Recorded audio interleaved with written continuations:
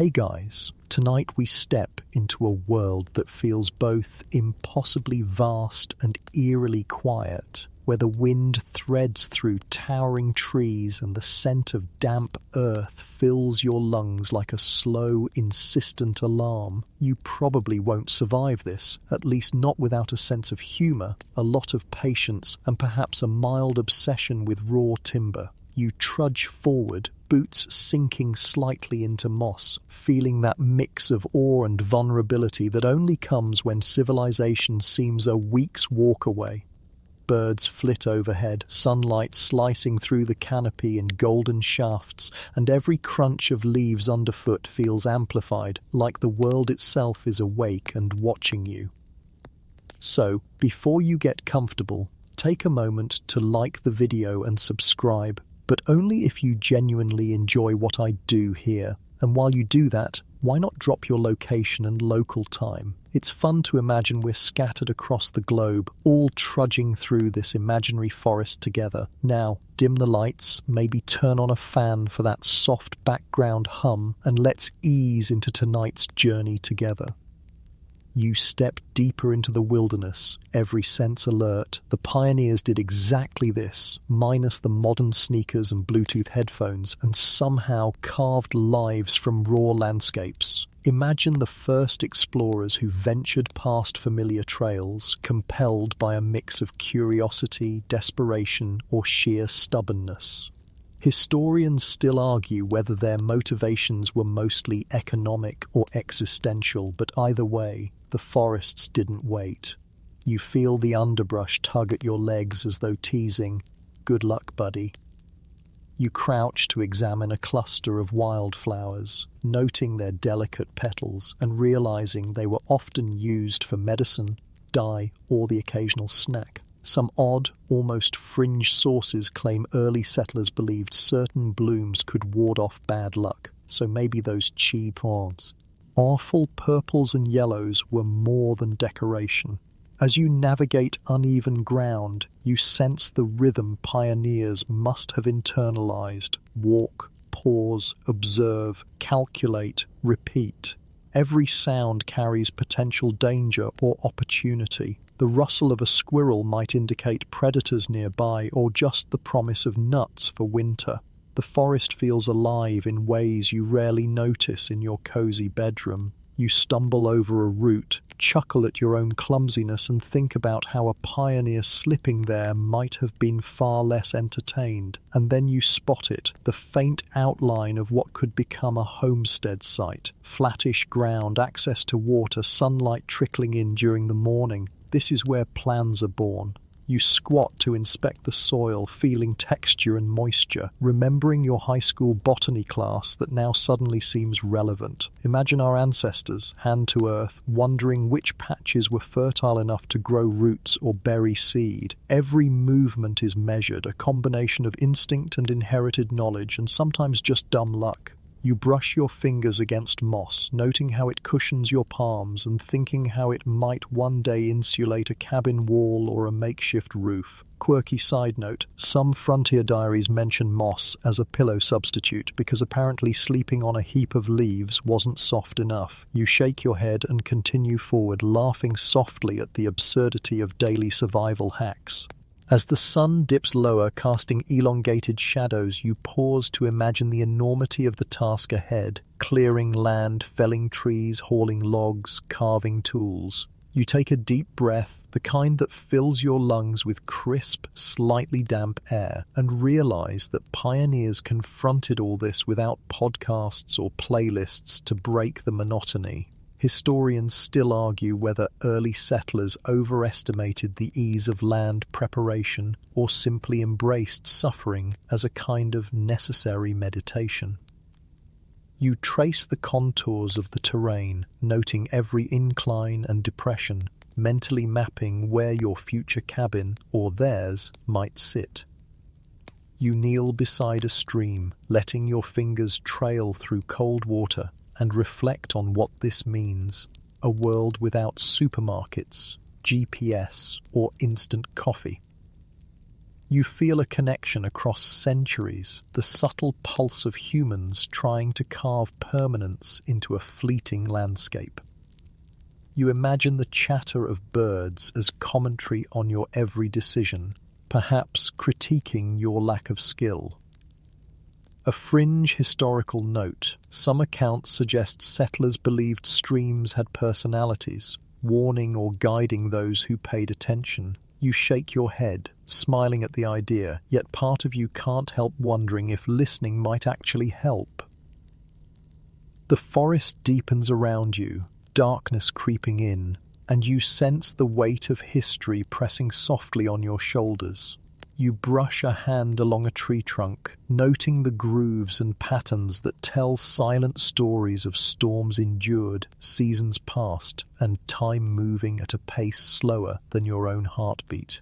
Here, in this liminal space between past and present, you feel both small and enormous, capable of imagining the impossible, that in a few moments or decades someone could bend this wilderness into a home. You glance skyward as the first stars peep through the canopy, and you shiver slightly, not from cold, but from the intimacy of connection with those who came first. Remember that crocodile dung sunscreen? Well, not exactly, but pioneers had their own strange and occasionally horrifying solutions for daily survival. You step carefully over a log, contemplating how early humans judged materials, textures, and even smells, trusting instinct in ways modern guides rarely mention. You notice how patterns repeat: observation, experimentation, error, triumph. The same cycle that will eventually lead you to a simple log foundation, walls, and perhaps a roof over your head. Finally, as the evening hush settles, you sit against a tree and exhale, letting the sounds of the forest fill your awareness.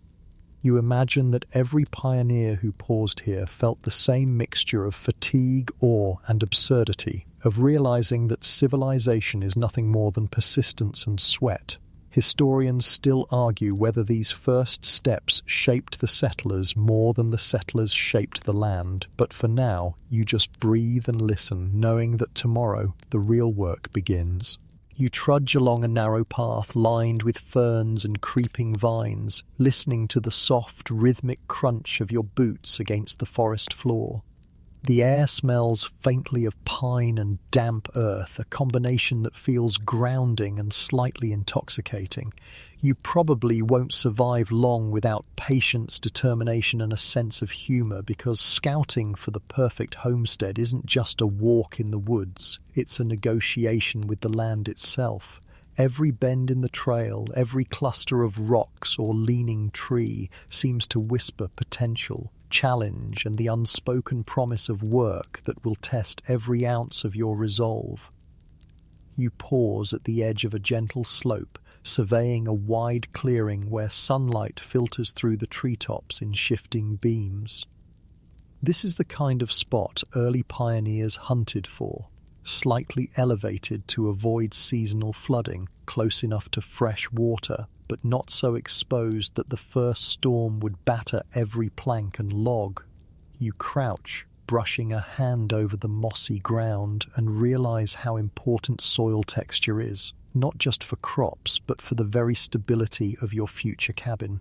Historians still argue whether early settlers prioritized defensive advantage over fertility when choosing land. But either way, you feel the weight of generations of trial and error pressing in.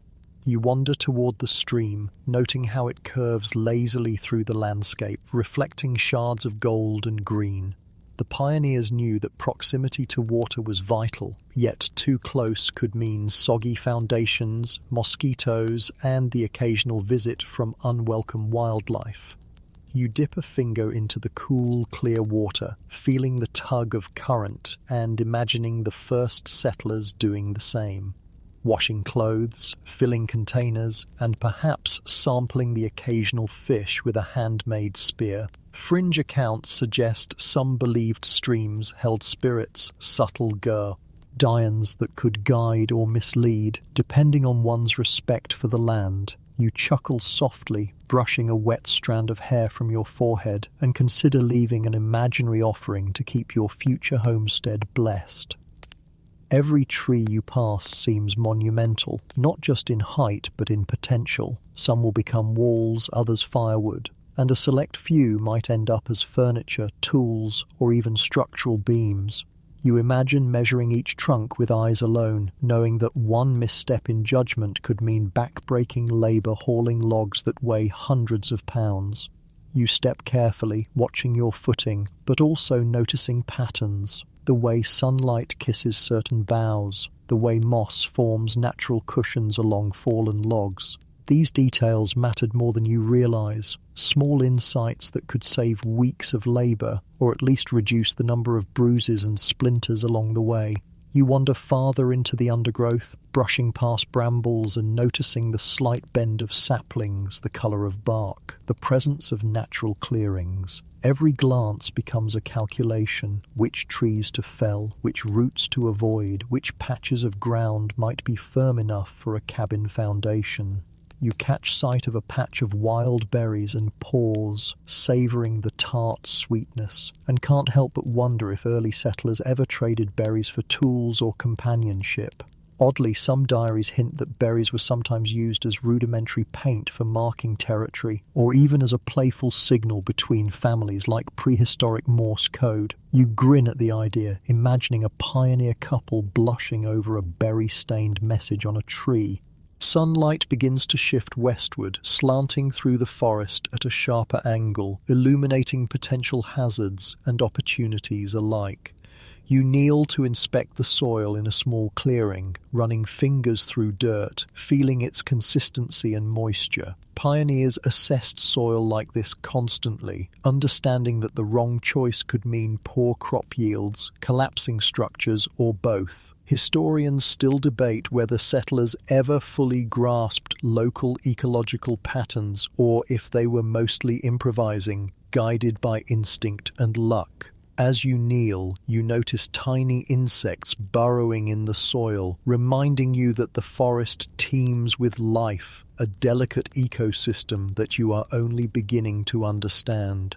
A gust of wind rattles the leaves overhead, and you instinctively look for cover, realizing how weather subtly dictated settlement choices. Sunlight, drainage, windbreaks, all factors in selecting the perfect spot. You imagine pioneers walking this exact path, perhaps carrying infants on their backs, tools in their hands, and a wary eye on every branch overhead. You glance around, spotting a fallen tree bridging a small gully, and balance carefully across it, feeling the sway underfoot. You laugh at your own wobble, thinking how a pioneer's sense of humor or sheer stubbornness was crucial to surviving daily physical challenges. You pause at the edge of the clearing, imagining the perfect orientation for a cabin: south-facing walls to catch winter sunlight, northern exposure minimized for cold drafts, windows aligned to catch breezes but avoid harsh storms. You trace mental lines, mapping out not just a cabin, but an entire self-sustaining homestead, firewood storage, garden plots, maybe even a small pen for animals. A quirky historical note: some settlers reportedly oriented their homes according to local folklore, celestial patterns, or even superstition. Living it would protect against bad luck or ensure a bountiful harvest. You grin at the thought of your cabin aligned with star patterns rather than practicality, imagining ancestors winking at you from the past. The underbrush thickens, yet you persist, moving deliberately through thorny vines, fallen branches, and dense ferns. You notice patterns in the forest floor, natural drainage paths, areas prone to pooling water, places where wildlife has cleared trails. Pioneers used all this to their advantage, sometimes marking landmarks with simple carvings or stone piles. Fringe anecdotes suggest that certain trees were conversation trees, where settlers left notes for each other, a subtle social network long before telegraphs or smartphones existed. You imagine stumbling across one, perhaps a cheeky warning about a bear or a sarcastic comment about another settler's cooking. As the afternoon wanes, you consider sunlight angles again, imagining how shadows will shift across potential cabin walls throughout the year. You feel the tactile feedback of every surface, rough bark, soft moss, slippery roots. Every sensory detail informs decisions because survival isn't abstract, it's physically measured, tested, and felt. Historians still argue whether early pioneers had formalized methods or relied entirely on trial and error, but your own instinct tells you that a careful observer had the edge over someone who merely walked blindly through the forest. Finally, as dusk begins to settle, you sit on a mossy rock, exhaling and letting the quiet seep in. You imagine the first night settlers spent evaluating land, discussing possibilities, and silently making peace with the fact that tomorrow, the real work of felling trees, clearing ground, and hauling logs begins. You trace your fingers over the earth, noting texture, moisture, and the subtle life beneath, feeling an intimate connection with both past and present. You sense that every decision, every observation, no matter how small, will echo through the following days of labor and creation. The forest darkens, and yet there is comfort in the rhythm of nature. Crickets, distant bird calls, and the gentle rustle of leaves. You imagine the pioneer's eyes adjusting to this dim world, the flicker of firelight becoming a beacon in the wilderness, and the calm of being surrounded by life that neither rushes nor judges. You reflect on their resilience, ingenuity, and occasional humor, which will be just as essential as axes or saws when the time comes to build walls from scratch. You smile, realizing that scouting is more than mere observation. It is immersion, learning the land's rhythm and nuances, and letting it guide your hands long before the first log is lifted. You rise, brushing dirt from your pants, feeling both accomplished and slightly exhausted from mental and sensory exertion. You glance back at the clearing one last time, imagining it alive with activity. A cabin framework, a flickering fire, smoke rising lazily into the sky, and the quiet satisfaction of humans shaping the world. Historians still debate how much luck versus skill determined the survival of early homesteads, but as you step away, you understand that careful observation, patience, and reverence for the land are timeless tools, guiding hands across centuries. And with that, you trudge back toward your temporary path, ready for the first logs to fall, knowing you've already begun the dance between human determination and wilderness that defines every pioneer's journey. You take a deep breath and step closer to the first massive tree that has caught your eye, a giant that seems older than time itself, its bark thick, grooved and knotted, with branches stretching skyward like skeletal fingers. The sheer scale makes your chest tighten with awe, and you realize just how monumental the task ahead will be. Felling a tree this size without machinery is a slow, sweaty, sometimes perilous dance with gravity. You probably won't survive this without persistence, ingenuity, and a sense of humor, because each swing of an axe is not just labor, it's a conversation with nature, negotiation with forces far beyond your control. You examine the tree carefully, circling it like a wary predator or a cautious explorer. The pioneers did the same, running hands over bark, tapping to detect hollows, and choosing precise angles for cuts. Historians still argue whether early settlers followed strict protocols or simply relied on gut instinct, but you quickly notice that a misjudged cut could send timber hurtling unpredictably, crushing your plan and your toes. You kneel, brushing moss aside, noting the firmness of the ground, because the stability of your footing will dictate the swing's accuracy.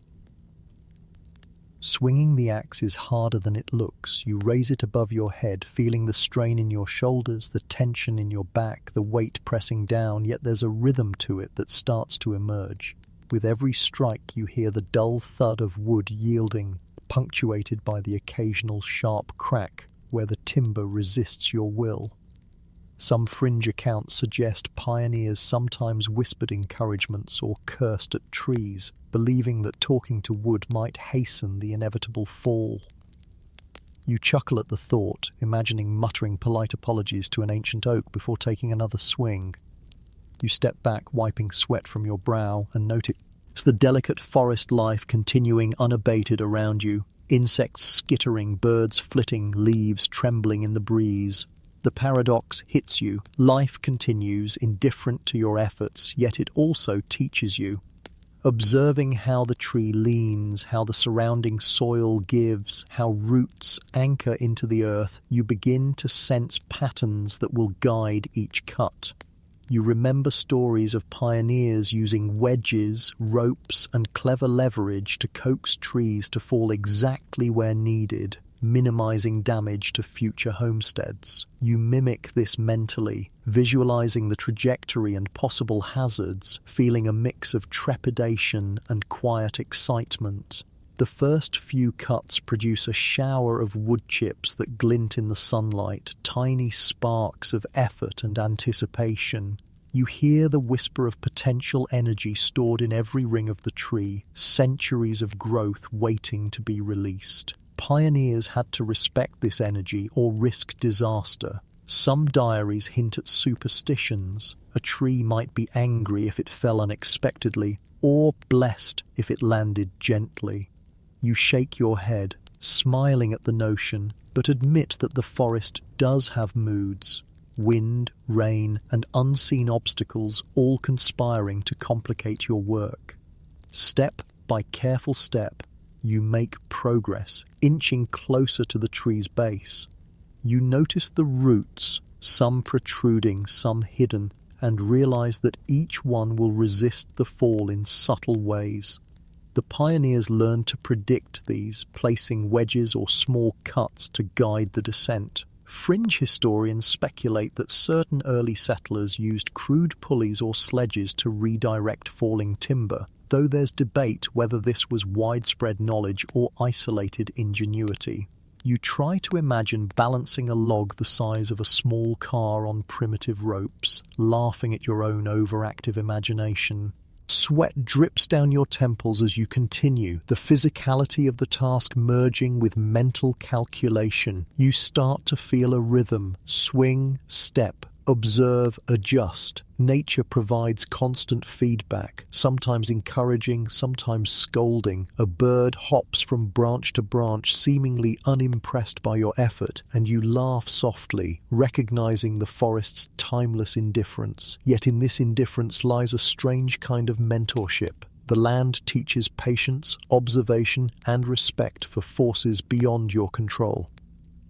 Finally, the pivotal moment approaches. You make the last careful wedge cut, imagining the tree's weight shifting and tilting toward the chosen clearing. Your heart thumps as you take a cautious step back, ready for the release. The tree groans in protest, the bark creaking, the trunk slowly leaning. You can almost hear centuries of life reluctantly letting go, as though the tree itself is saying farewell to its place in the forest. Historians still argue whether pioneers experienced this moment with awe, fear, or pure relief, but you feel a combination of all three, tinged with a strange, sleepy thrill. The tree finally begins to descend, and your breath catches. You leap aside, rolling onto softer ground, barely avoiding the impact zone. The earth shudders, the canopy shakes, and a cloud of dust and leaves erupts around you. You pause, chest heaving, and watch the giant settle with a mighty final thud. The forest is silent for a moment, as if acknowledging your effort.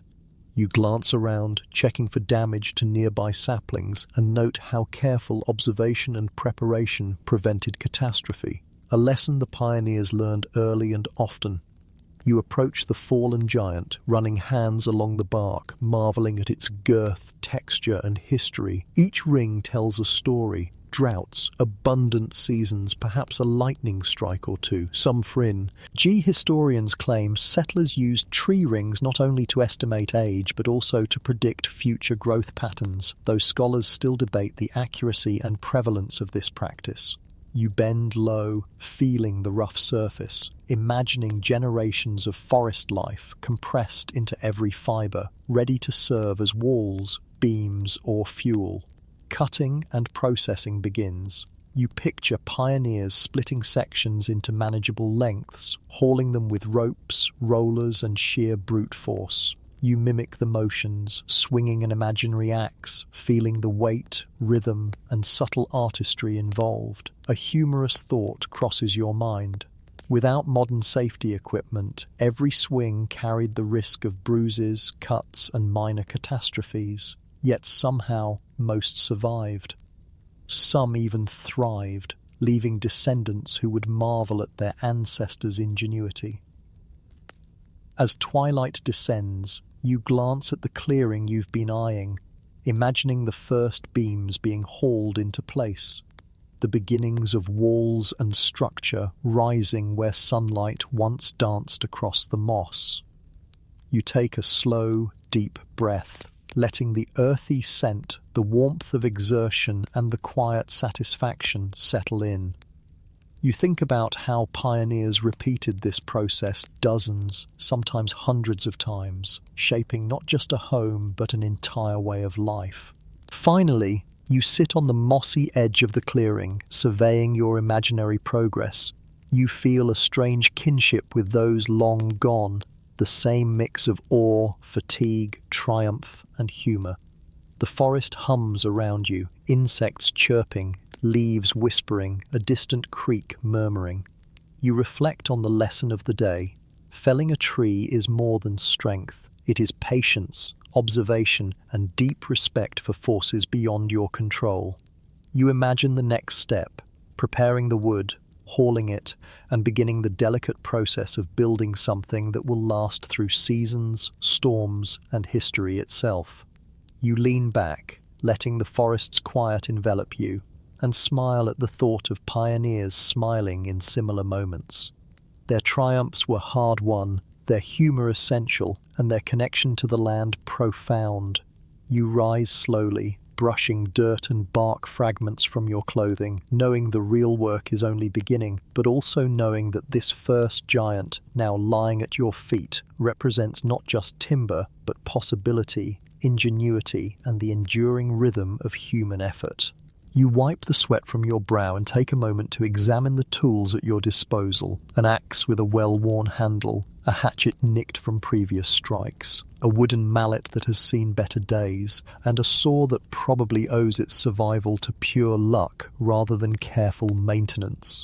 You probably won't survive the rigours of pioneer life without respecting these simple instruments because, in the wilderness, a tool is an extension of your body, your mind, and your patience.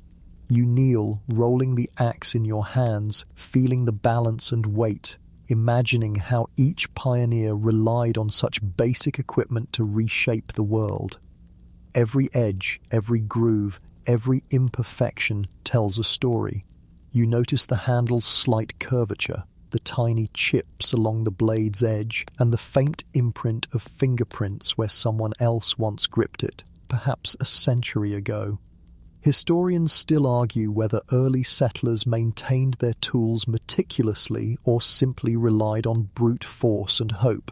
But as you swing the axe experimentally, you realize that care and observation were essential to prevent accidents, or worse, injury that could end your day. You test a few light swings, letting the steel meet soft moss instead of timber, and the sound echoes through the clearing, a satisfying, hollow resonance that reminds you how alive the forest is, even in moments of preparation. You consider the adze, its curved blade promising versatility but demanding skill. You run your fingers over the edge, noting how pioneers shaped it to match their specific needs. Some used it for hollowing logs, others for shaving rough surfaces, and some, according to fringe historical accounts, even used adzes to carve whimsical designs into furniture or walls, adding a playful touch to otherwise utilitarian creations. You imagine an early settler sneaking a small heart into a chair back or etching a tree.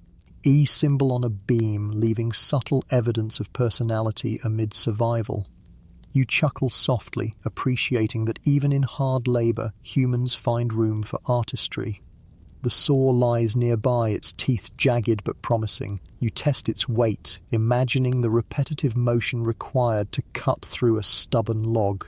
It's exhausting just to think about. Yet pioneers did it day after day. Historians still debate whether settlers preferred crosscut saws, pit saws, or a combination depending on local resources and timber density. You notice the tactile difference in the teeth, the rhythm your arms instinctively start to follow, and realize that survival required more than raw strength. It demanded a combination of technique, endurance, and quiet observation. You examine the mallet and chisels, tools designed for precision after the initial brute work. You tap the mallet lightly against the log, feeling the reverberation through your palm, and imagine how pioneers would have used it to join logs, shape beams, or even carve simple decorations. A fringe account claims that some settlers believed tapping a chisel with intention could encourage the wood to bend or yield more easily, though scholars still argue whether this was superstition or subtle technique. You smile, picturing a pioneer whispering encouragement to a stubborn plank while holding it in place. You organize the tools carefully, setting each in a place that feels intuitive. Pioneers often worked with what we'd now call chaotic efficiency. Everything had its spot, yet nothing was truly predictable. You test grips, wrist angles and stances, feeling muscles stretch in ways modern life rarely requires. Swinging the axe lightly, you notice your back and shoulders waking to the day's implied labor. Even practice swings demand energy and respect. Without them, the real work of felling, splitting and shaping logs would overwhelm you. The forest hums around you, distant birds, rustling leaves, insects weaving invisible threads through the underbrush. You imagine the pioneer's awareness of these sounds, knowing when to work, when to pause, and when nature itself might signal danger or opportunity. A squirrel scampers across the clearing, pausing to inspect you with cautious curiosity, reminding you that this land is alive, not merely a resource. Some fringe accounts suggest early settlers attributed personalities to these animals, sometimes believing a fox or raccoon might approve or disapprove of their labor. You chuckle softly, feeling the same strange bond as you prepare to engage with the tools at hand.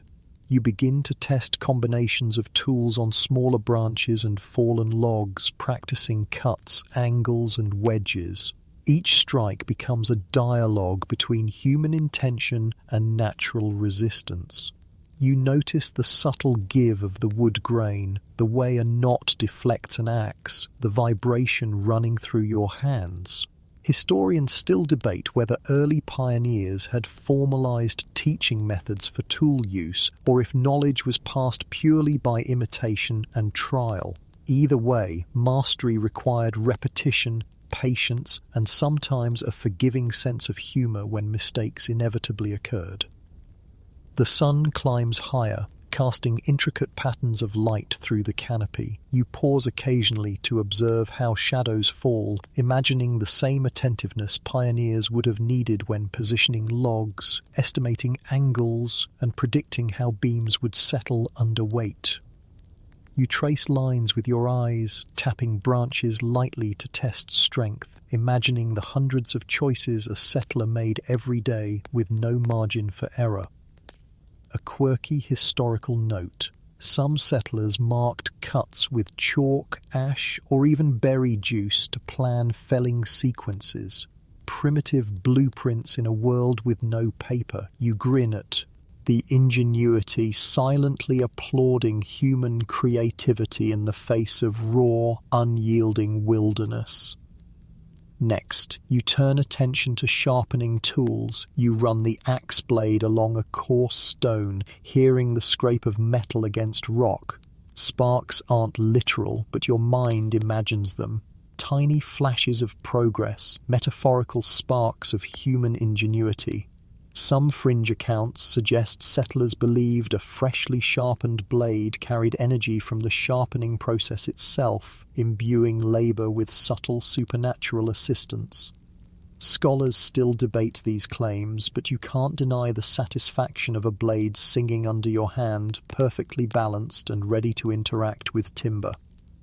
After some minutes, you step back and assess your tool layout again. You notice subtle fatigue setting in, but also a growing confidence. Even without felling your first log, you can sense the relationship forming. You, the tools, and the forest entering a delicate balance. You imagine the pioneers feeling the same synergy, guided by intuition, observation, and sheer muscle memory, honed over days, weeks, and months. Every swing, every tap, every test cut is part of a ritual, a preparation for the enormous effort ahead. Finally, as afternoon light softens, you take a long, deliberate breath. The forest is quiet now, except for distant insects and the occasional rustle of wildlife. You imagine yourself as one of the early settlers, standing at the edge of a clearing, tools in hand, ready to wrest timber from the earth. Historians still argue whether preparation or improvisation was more critical to survival, but you understand that here, today, you've begun both. The forest feels alive and patient, willing to teach, to challenge, and occasionally to reward. As evening approaches, the golden sunlight filters through leaves, casting a warm glow on your carefully arranged tools. You feel a sense of readiness, a quiet anticipation for the next stage, clearing ground, cutting and shaping timber. You notice the smell of fresh-cut wood lingering faintly in the air and imagine pioneers inhaling the same scent, mixing exhaustion with triumph. A faint breeze rustles the leaves overhead as if offering approval, or perhaps gentle warning for the work ahead. You stand, stretching limbs that have grown accustomed to handling tools and imagining the long hours that will follow. You take one last look at your axe, saw, mallet and chisels, appreciating their simplicity and indispensability. You smile, realizing that mastery over these instruments is not only a physical skill, but a lesson in patience, observation, and subtle negotiation with nature. Soon you will lift the first log, set it in place, and begin the delicate act of transforming raw wilderness into shelter. But for now, you feel the quiet satisfaction of preparation, knowing that the forest and its ancient rhythms have already begun to teach you. You stand at the edge of a small clearing, dusting off your hands and feeling the rough texture of the earth beneath your fingers. The forest stretches in every direction, dense and unknowable. Yet you know that somewhere within this tangle of trees, roots and moss lies the perfect space for your future cabin. Clearing the land is not merely a matter of aesthetics or convenience.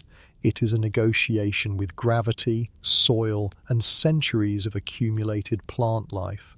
You probably won't survive long without patience, focus, and an eye for detail, because even the simplest patch of forest has layers of complexity you're only beginning to sense. You start by walking the perimeter, noting dips, rises, and subtle contours in the ground. Some spots are waterlogged and soft, prone to pooling during rain. Others are rocky, requiring more effort to break up and level.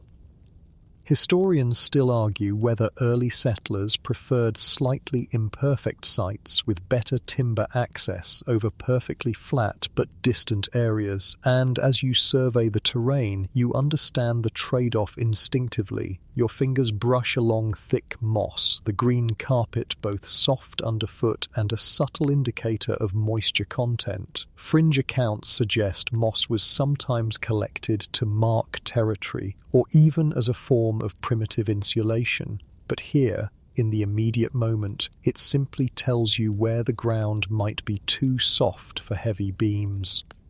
You bend to pull small shrubs and saplings from the soil, noting how tenacious their roots are. Some pioneers reportedly cursed at stubborn plants, believing vocal protests could speed removal, though scholars debate whether this was humor, superstition, or genuine ritual.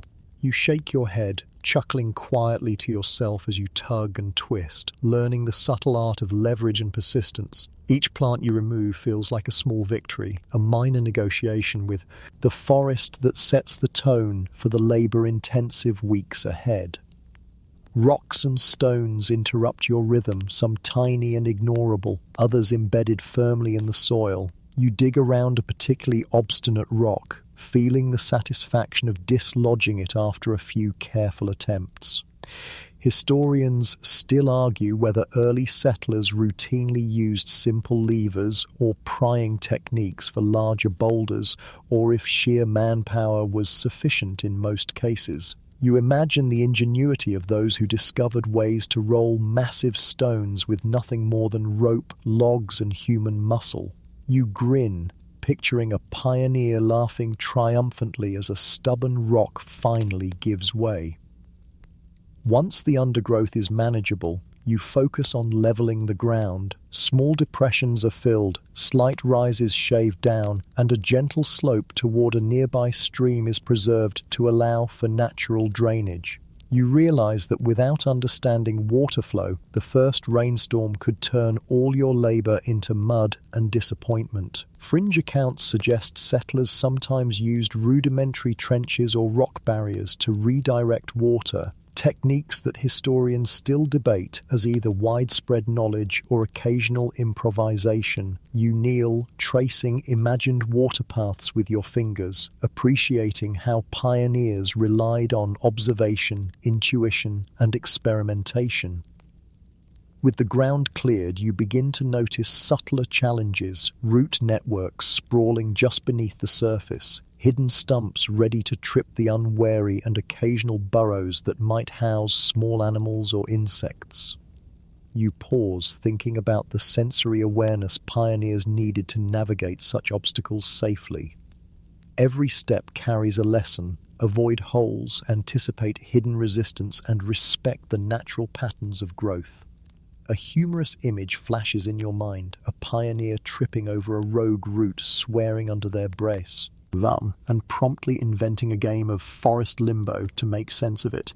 You pause at a slight incline, imagining how heavy logs will be hauled across this space. You bend, testing the soil with your hands, feeling the subtle give beneath your fingers. Some patches will support massive weight, others will compress under pressure. Fringe sources suggest settlers sometimes placed temporary wooden planks to distribute weight and prevent sinking, though scholars still argue whether this was widespread practice or clever improvisation. You picture yourself laying down similar planks, humming quietly as your imagined ancestors do the same. Small creatures flit around the clearing, birds, insects, squirrels, even the occasional rabbit. You watch them cautiously, remembering that the pioneers coexisted with wildlife, sometimes tolerating it, sometimes negotiating boundaries with clever fences or enclosures. A quirky historical note. Some settlers believed certain birds brought luck or misfortune depending on where they nested in relation to a cabin site. You chuckle softly, thinking about leaving imaginary talismans or berries to invite favorable birds to your future homestead. With the clearing mostly prepared, you begin tackling the larger, more stubborn roots. You hack, twist, and lever them free, feeling the tug of each root against the soil. You notice the tactile feedback, the snap of smaller roots, the resistance of thicker ones, the occasional grunt of effort that escapes your lips without conscious thought. Pioneers relied heavily on these physical cues to determine the most effective approach, adjusting their swings, angles, and stances as needed.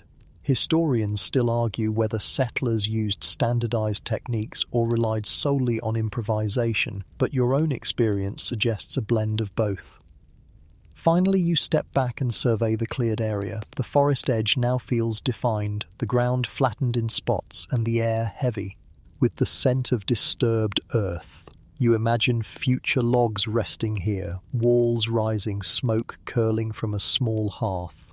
a fringe anecdote lingers in your mind. Some settlers allegedly marked cleared plots with symbolic carvings, not for practical purposes, but to claim the land spiritually before physical construction began. Scholars still debate the authenticity and prevalence of this practice, yet the idea resonates. Clearing ground is as much about respect, ritual, and planning as it is about physical labor.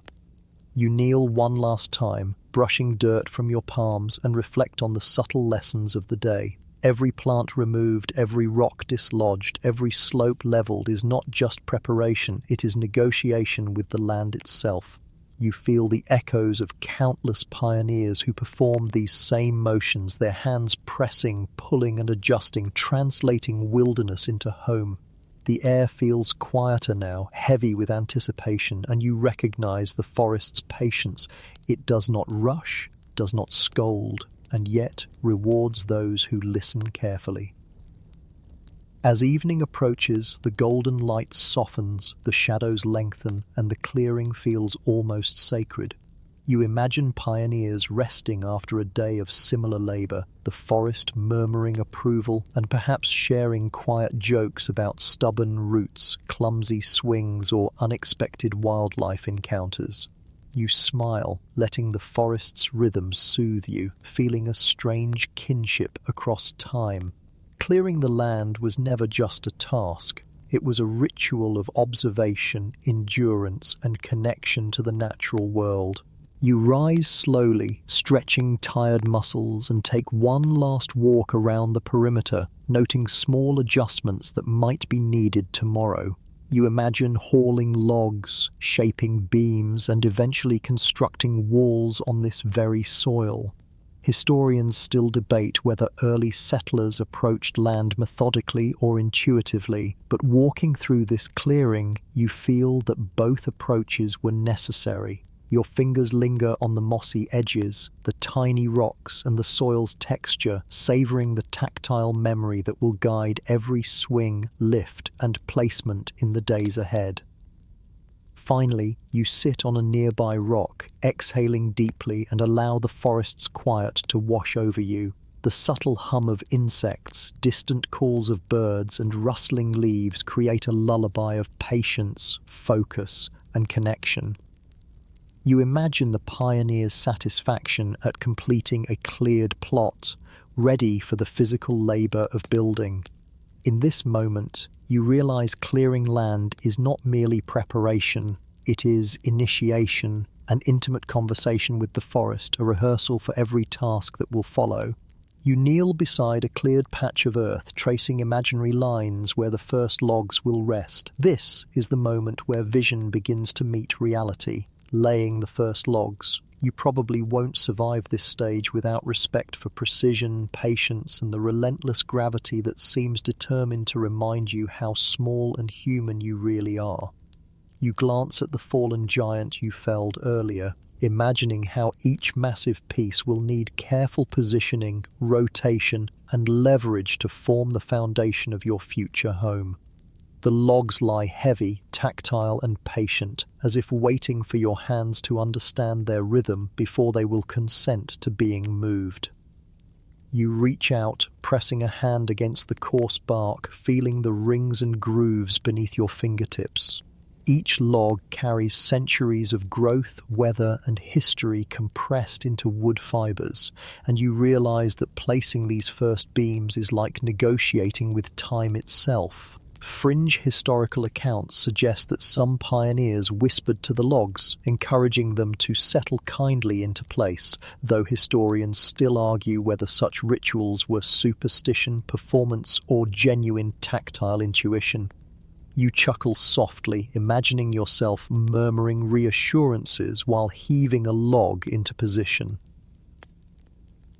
The first log is always the hardest. You lift one end slightly, balancing on unseen fulcrums, feeling the enormous weight shift beneath your palms. You step carefully, rolling it onto the leveled ground, listening to the soft crunch of earth and occasional snap of twigs. Precision is essential. Even a slight misalignment now can make the entire structure unstable. Pioneers relied on gravity, wedges, and clever leverage techniques to manage these massive timbers, yet you quickly realize that even with their ingenuity, every placement was a gamble with physics, patience, and brute force.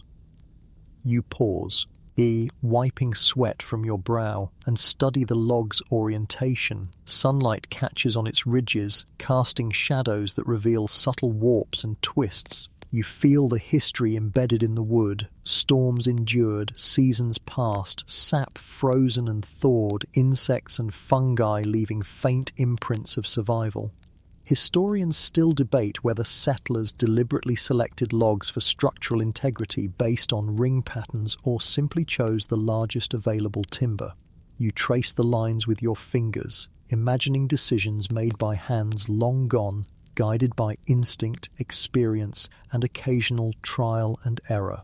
Positioning the first log involves more than brute strength. It requires coordination, balance, and strategy.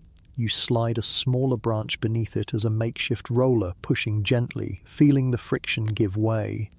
A wedge helps stabilize the base, preventing unwanted movement. You test the alignment repeatedly, squinting along the log's length, imagining vertical posts, subsequent beams, and eventually the walls that will rise from this foundation. Fringe anecdotes suggest some pioneers used small piles of stones as temporary supports while adjusting logs, a clever improvisation debated among historians regarding its effectiveness and prevalence. You take a moment to admire the tactile relationship forming between you and the wood. Every curve, knot, and groove informs your decisions: where to apply force, how to adjust angles, when to pause. You realize that laying logs is more like dance than construction, a series of calculated movements and small experiments that, collectively, create something enduring. You adjust once more, testing stability, feeling slight wobble, correcting with subtle nudges and careful leverage. The forest hums softly around you, insects and distant birds punctuating your effort with a gentle rhythm. The second log presents a new challenge. You lift it, again feeling the weight shift unpredictably, and position it carefully atop the first. You use wedges and leverage to maintain alignment, aware that gravity is patient but relentless. You pause to admire the growing framework, two logs resting parallel, promising stability and structure. Pioneers would have repeated this process countless times, learning subtle techniques to stack irregular timber while minimizing gaps, preventing collapse, and conserving energy. Historians still argue whether standardized notching techniques emerged regionally or if improvisation was universal, but you can feel the logic in both approaches as you work.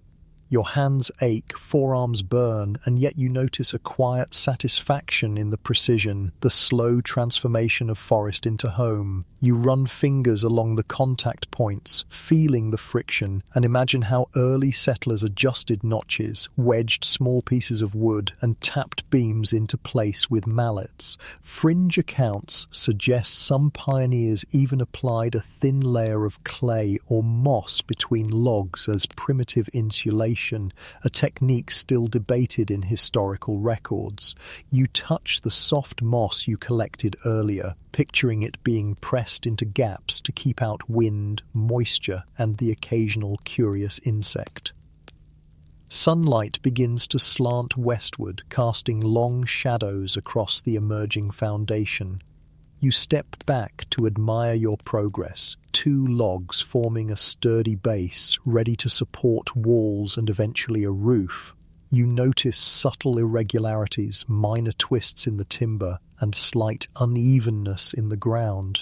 These are not mistakes, but opportunities for adjustment, a reminder that pioneer construction was as much improvisation as precision. You experiment with small wedges, tapping beams into alignment, listening to the faint groan of wood as it yields to gravity and effort. You imagine the first settlers, hands blistered, backs aching, repeating these motions day after day. The repetitive rhythm becomes meditative: lift, align, wedge, test, repeat. Historians still argue whether monotony or mindfulness predominated in this labor, but you feel elements of both. The effort is exhausting, yet strangely hypnotic. Fringe accounts even suggest some pioneers sang quietly or whispered encouragement to themselves and the wood, soft rituals that provided both focus and amusement. You hum an imaginary tune, mimicking the quiet camaraderie of settlers and wood. As evening approaches, you take a moment to reflect on the process. Laying the first logs is more than construction. It is the first tangible manifestation of human intention imposed upon wilderness.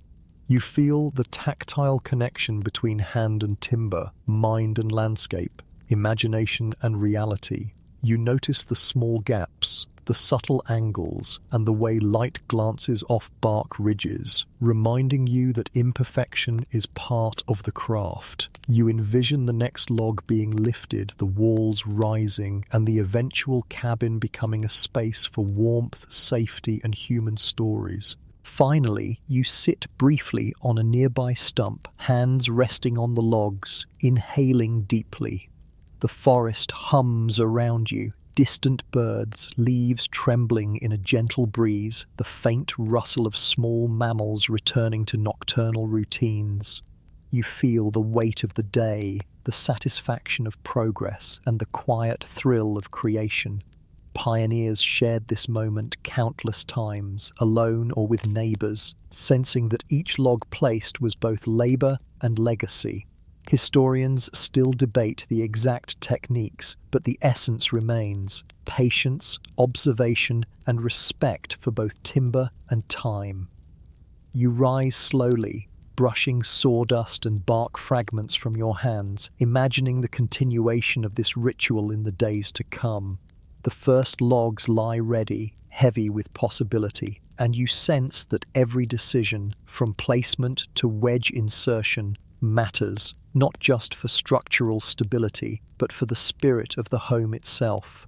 You smile softly, feeling the subtle bond between past and present, hand and timber, effort and outcome.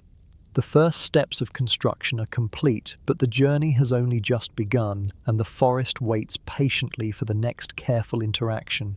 You kneel beside the partially constructed foundation, brushing your hands against the rough bark of the logs you carefully positioned yesterday. The forest hums softly around you, the whisper of leaves and distant chirps forming a natural rhythm that guides your movements. You probably won't survive long without focus, patience, and an appreciation for the subtleties of the natural world, because building walls is a delicate dance between balance, gravity, and intuition.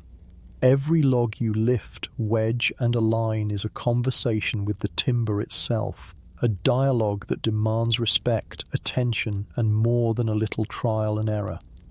You reach for the next log, a massive piece that seems to challenge your very strength. Its weight presses down, and you feel the strain in your shoulders, arms, and back.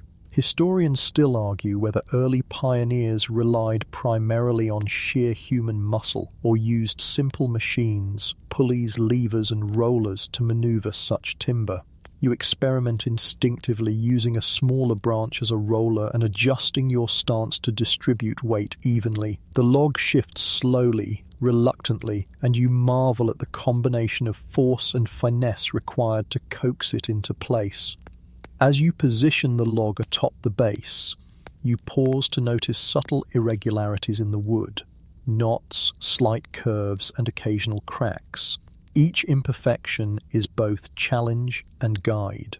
Pioneers had to consider these variations carefully, ensuring that beams interlocked properly, walls remained level, and gaps were minimized. Fringe accounts suggest some settlers believed the timber spoke to them, guiding placement through intuition rather than calculation. You smile at the thought, whispering encouragement to the log as you adjust its position, feeling the tactile connection deepen with every careful nudge and wedge insertion. The wedges, simple yet essential tools, become extensions of your hands. You tap them into place with your mallet, listening to the faint creak and groan of the timber as it shifts slightly. Precision is everything. Even a millimeter off can compound through subsequent logs, creating structural instability. You adjust repeatedly, leaning over, shifting weight, and testing alignment with a slow, practiced rhythm. A humorous thought crosses your mind. Pioneers probably cursed under their breath just as much as modern DIY enthusiasts, albeit with slightly more poetic flair. You notice the interplay of light and shadow across the emerging walls. Sunlight slants through leaves, highlighting subtle slopes, twists, and textures. You use these visual cues to refine placement, squinting along lengths of timber to ensure level alignment. Historians still debate whether early settlers used rudimentary sighting tools or relied entirely on eye and experience, but you feel that careful observation is the key. Every log becomes a lesson in physics, patience, and tactile awareness. The forest seems to watch your efforts, indifferent yet intimate. Small creatures flit nearby, a bird lands briefly on a branch, a squirrel pauses to inspect your progress, and insects weave invisible threads through the air. Fringe accounts suggest pioneers often interpreted wildlife behavior as guidance or omens, a blend of superstition and environmental awareness. You chuckle softly, imagining a tiny forest council silently approving or disapproving of your technique.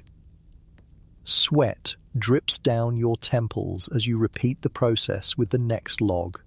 You lift, roll, wedge, tap, and adjust, feeling the familiar rhythm emerge. Lift, position, wedge, test, repeat.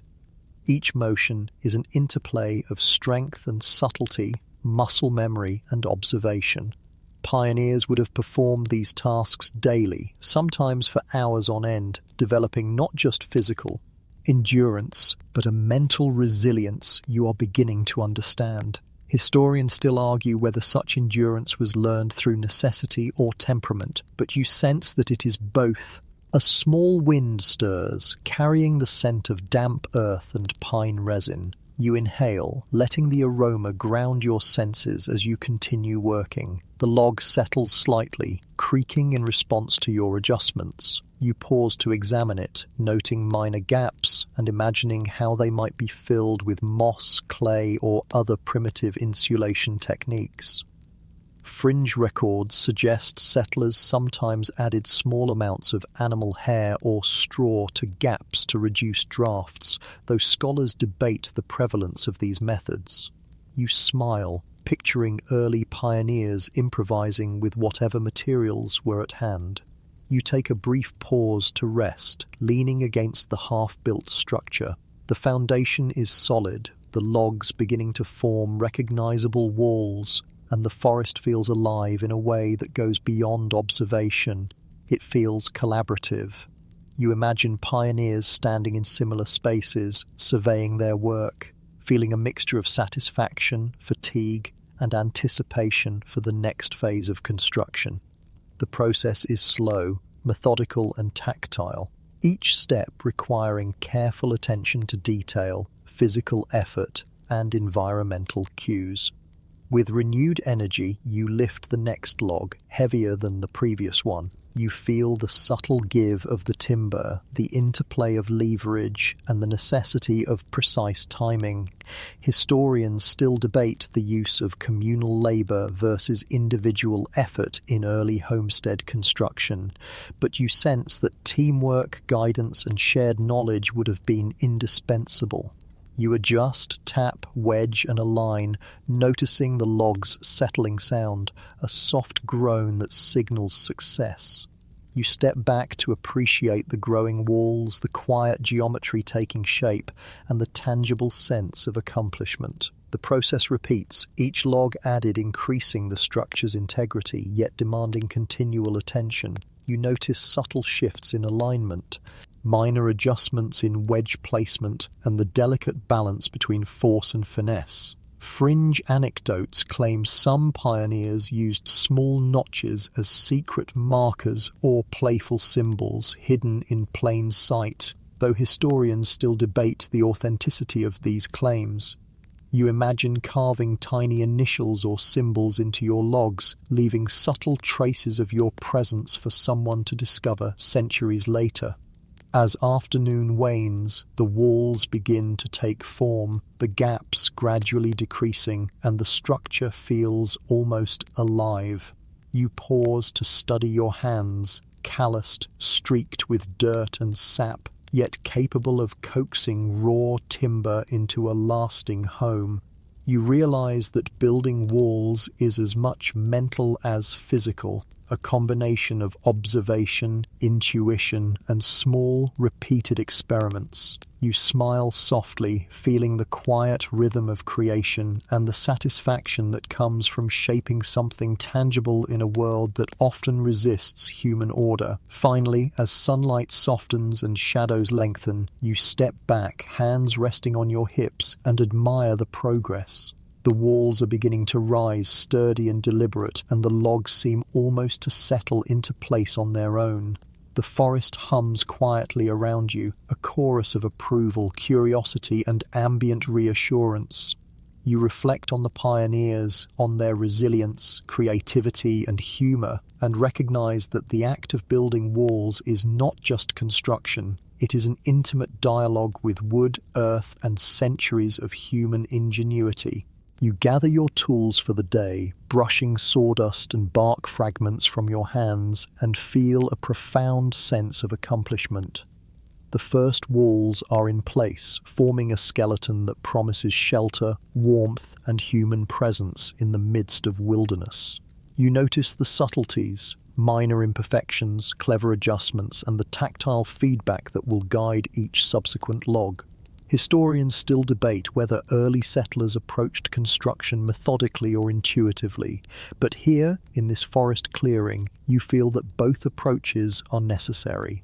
You take one last slow breath, inhaling the earthy aroma, the scent of fresh wood, and the soft whisper of the wind through leaves. You imagine pioneers doing the same, eyes scanning their emerging homes, muscles fatigued but spirits alert, hands steady, and hearts full of cautious pride. The first walls are no longer mere logs, they are the beginning of shelter, the first tangible manifestation of human persistence in a wilderness that offers both challenge and reward. You step back from the partially raised walls, feeling the weight of both timber and responsibility pressing gently on your shoulders. The forest around you hums softly, the distant chatter of birds, the occasional rustle of small mammals, and the faint whisper of leaves creating a natural symphony that guides your movements. You probably won't survive this stage without focus, care, and a healthy respect for the unpredictable, because raising a cabin's walls is a delicate balance of muscle, intuition, and observation. Every log you lift, nudge, and wedge is a dialogue between your strength and the timber's centuries-long patience. You approach the next log, a thick, sturdy piece, and pause to consider the best angle for lifting. Its bark is rough and splintered, evidence of age and resilience, and its weight promises a challenging dance with gravity. Historians still debate whether early pioneers primarily relied on sheer human strength or employed simple mechanical advantages, pulleys, rollers, and levers to raise heavy beams. You instinctively experiment with leverage, propping one end on a smaller log, bracing your legs, and feeling the subtle shift as it begins to rise. Every movement is calculated yet flexible. Even a minor misalignment could cascade into hours of corrections. As you slide the log into position atop the emerging walls, you notice its natural twists and warps. These imperfections, far from being obstacles, become guiding features, points of interlocking, areas where wedges will fit perfectly, subtle angles that stabilize the structure. Fringe historical accounts suggest some settlers believed timber had a will of its own, guiding placement and signaling acceptance through subtle shifts or resistance. Historians still argue whether this was superstition or intuitive craftsmanship, but as you gently coax the log, you feel a rhythm that blends respect, observation, and careful experimentation. You wedge the log into place, tapping it lightly with your mallet to ensure it sits firmly. The wood groans softly, almost like a contented sigh settling gradually into position. You test stability with gentle pressure, noting how it shifts slightly, then holds, finding equilibrium. Pioneers developed a keen eye for these subtle cues, using them to prevent collapse, reduce wasted effort, and maintain the structural integrity of their homes. You smile quietly, imagining settlers leaning back to admire similar progress, wiping sweat from their brows, and quietly celebrating minor victories amidst relentless labor. The next log awaits, heavier and less cooperative. You lift, slide, and pivot, feeling the muscle memory build, the familiar strain in shoulders, the subtle rotation of the torso, the delicate balance of leverage. You pause mid-motion to observe shadows falling across the structure, using light as a guide to ensure alignment. Historians still debate whether pioneers systematically used natural light and shadow to guide construction, but your intuition tells you that careful observation was essential. Fringe tales even suggest that some settlers whispered to the timber, coaxing it with encouragement or humor, an amusing yet surprisingly effective psychological ritual. You take a moment to appreciate the tactile feedback. Your hands feel every knot, groove and grain of the log, and you sense how previous cuts, natural curvature and density variations influence placement. Each subtle imperfection teaches a lesson in patience, problem-solving, and adaptability. You imagine early settlers performing the same gestures, hands scarred but precise, eyes trained to notice shifts and inconsistencies invisible to the unpracticed observer. You pause to visualize the final cabin, walls rising steadily, gaps minimal, and each log contributing to a harmonious whole. The forest provides gentle guidance as well. You notice small creatures observing from a safe distance, a curious squirrel, a cautious bird, even a slow-moving insect tracing patterns on a leaf. Fringe accounts suggest that settlers sometimes interpreted wildlife behavior as omens, small signals guiding construction or daily decisions. You chuckle softly, imagining a pioneer watching a bird land atop a log and taking it as subtle encouragement or a warning to adjust placement. The forest feels simultaneously indifferent and cooperative, a delicate partner in the creation of human space. As you continue, sweat drips down your back, muscles ache, and the repetitive motion tests both endurance and patience. Yet a quiet satisfaction emerges in rhythm. Lift, position, wedge, tap, adjust, repeat. Each log added increases stability and structure, reinforcing lessons learned from the previous placement.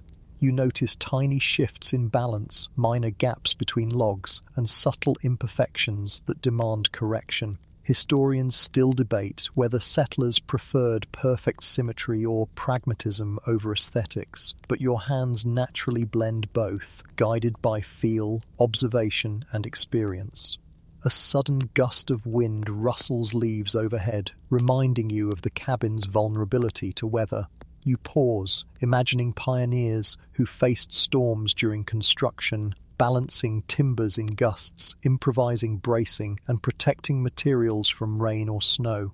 Fringe records suggest settlers sometimes used temporary wooden stakes, ropes, or even animal hides to shield partially raised walls, though historians debate how common these practices were.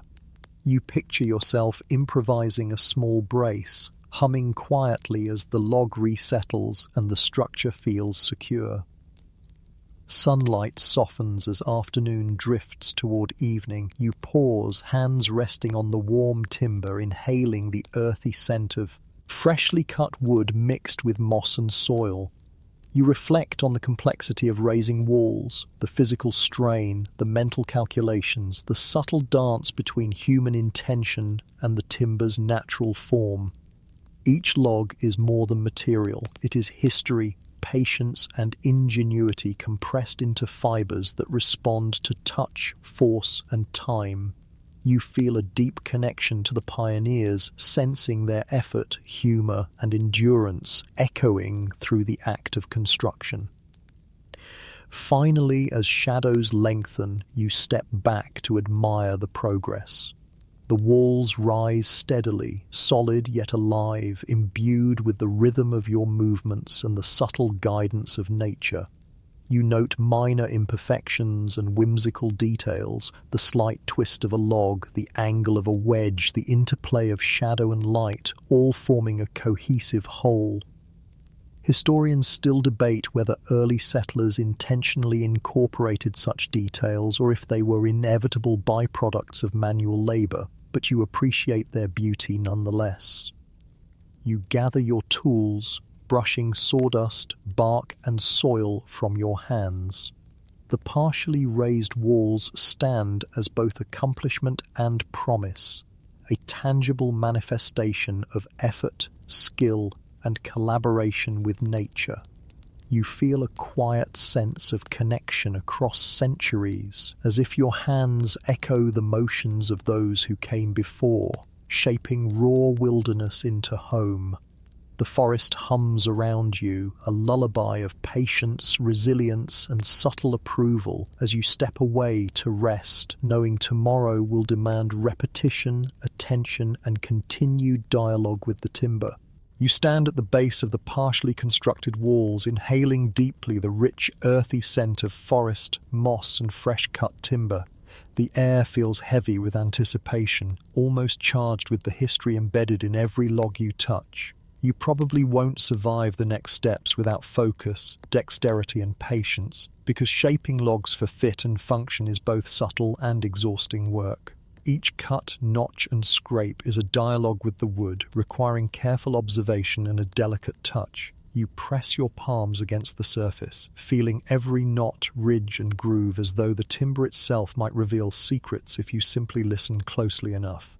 You begin with a careful examination of each log destined for the next layer of walls. Some are straighter than others, while a few stubbornly curve or twist, threatening to create gaps if not handled properly. Historians still argue whether pioneers selected timber solely for structural integrity or if availability often dictated choice, with improvisation filling the gaps.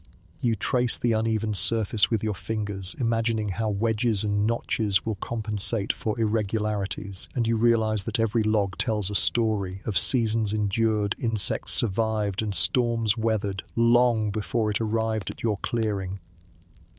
Sharpening your tools becomes the first ritual of the day. You drag the axe along a coarse stone, the metal rasping satisfyingly under your hands, and feel a tiny spark of anticipation each time the edge meets resistance with precision. Fringe accounts suggest pioneers sometimes sang or whispered quietly while sharpening, believing rhythm and intention could influence the effectiveness of the cut, though scholars still debate whether this was superstition or an unconscious method to improve focus. You hum a soft tune, feeling the vibration through your palms as if coaxing the blade to life for the task ahead. You kneel beside the next log, preparing it for placement, and notice subtle textures invisible from a distance, tiny splinters, faint cracks, and the faint odor of sap. These details guide your strategy for shaping, cutting, and fitting. Pioneers were experts at reading such cues, interpreting the wood's response to pressure, taps, and wedges. Some fringe anecdotes even suggest settlers used small tools to test elasticity or listen to the timber's feedback before making decisive cuts. You chuckle softly at the idea, lightly tapping the log with your mallet and imagining the wood's contented hum as it settles. The notching begins. You mark lines carefully with a sharp edge, visualizing the interlocking structure that will keep walls secure. You notice that each notch must account for the log above and below, anticipating future layers in a mental blueprint that is both fluid and precise. Historians still debate whether settlers used standardized dimensions for notches or relied entirely on eye and experience. You test your mental calculations, comparing them with tactile feedback, adjusting small angles and removing slight imperfections. Fringe historical accounts suggest some settlers even carved whimsical shapes into the wood to help align layers, blending utility with subtle artistry. You smile at the thought, imagining a tiny carved animal peeking out from a log joint. Sweat drips down your temples and your forearms ache from gripping tools and guiding logs, yet the rhythm becomes meditative. Measure, mark, carve, fit, adjust.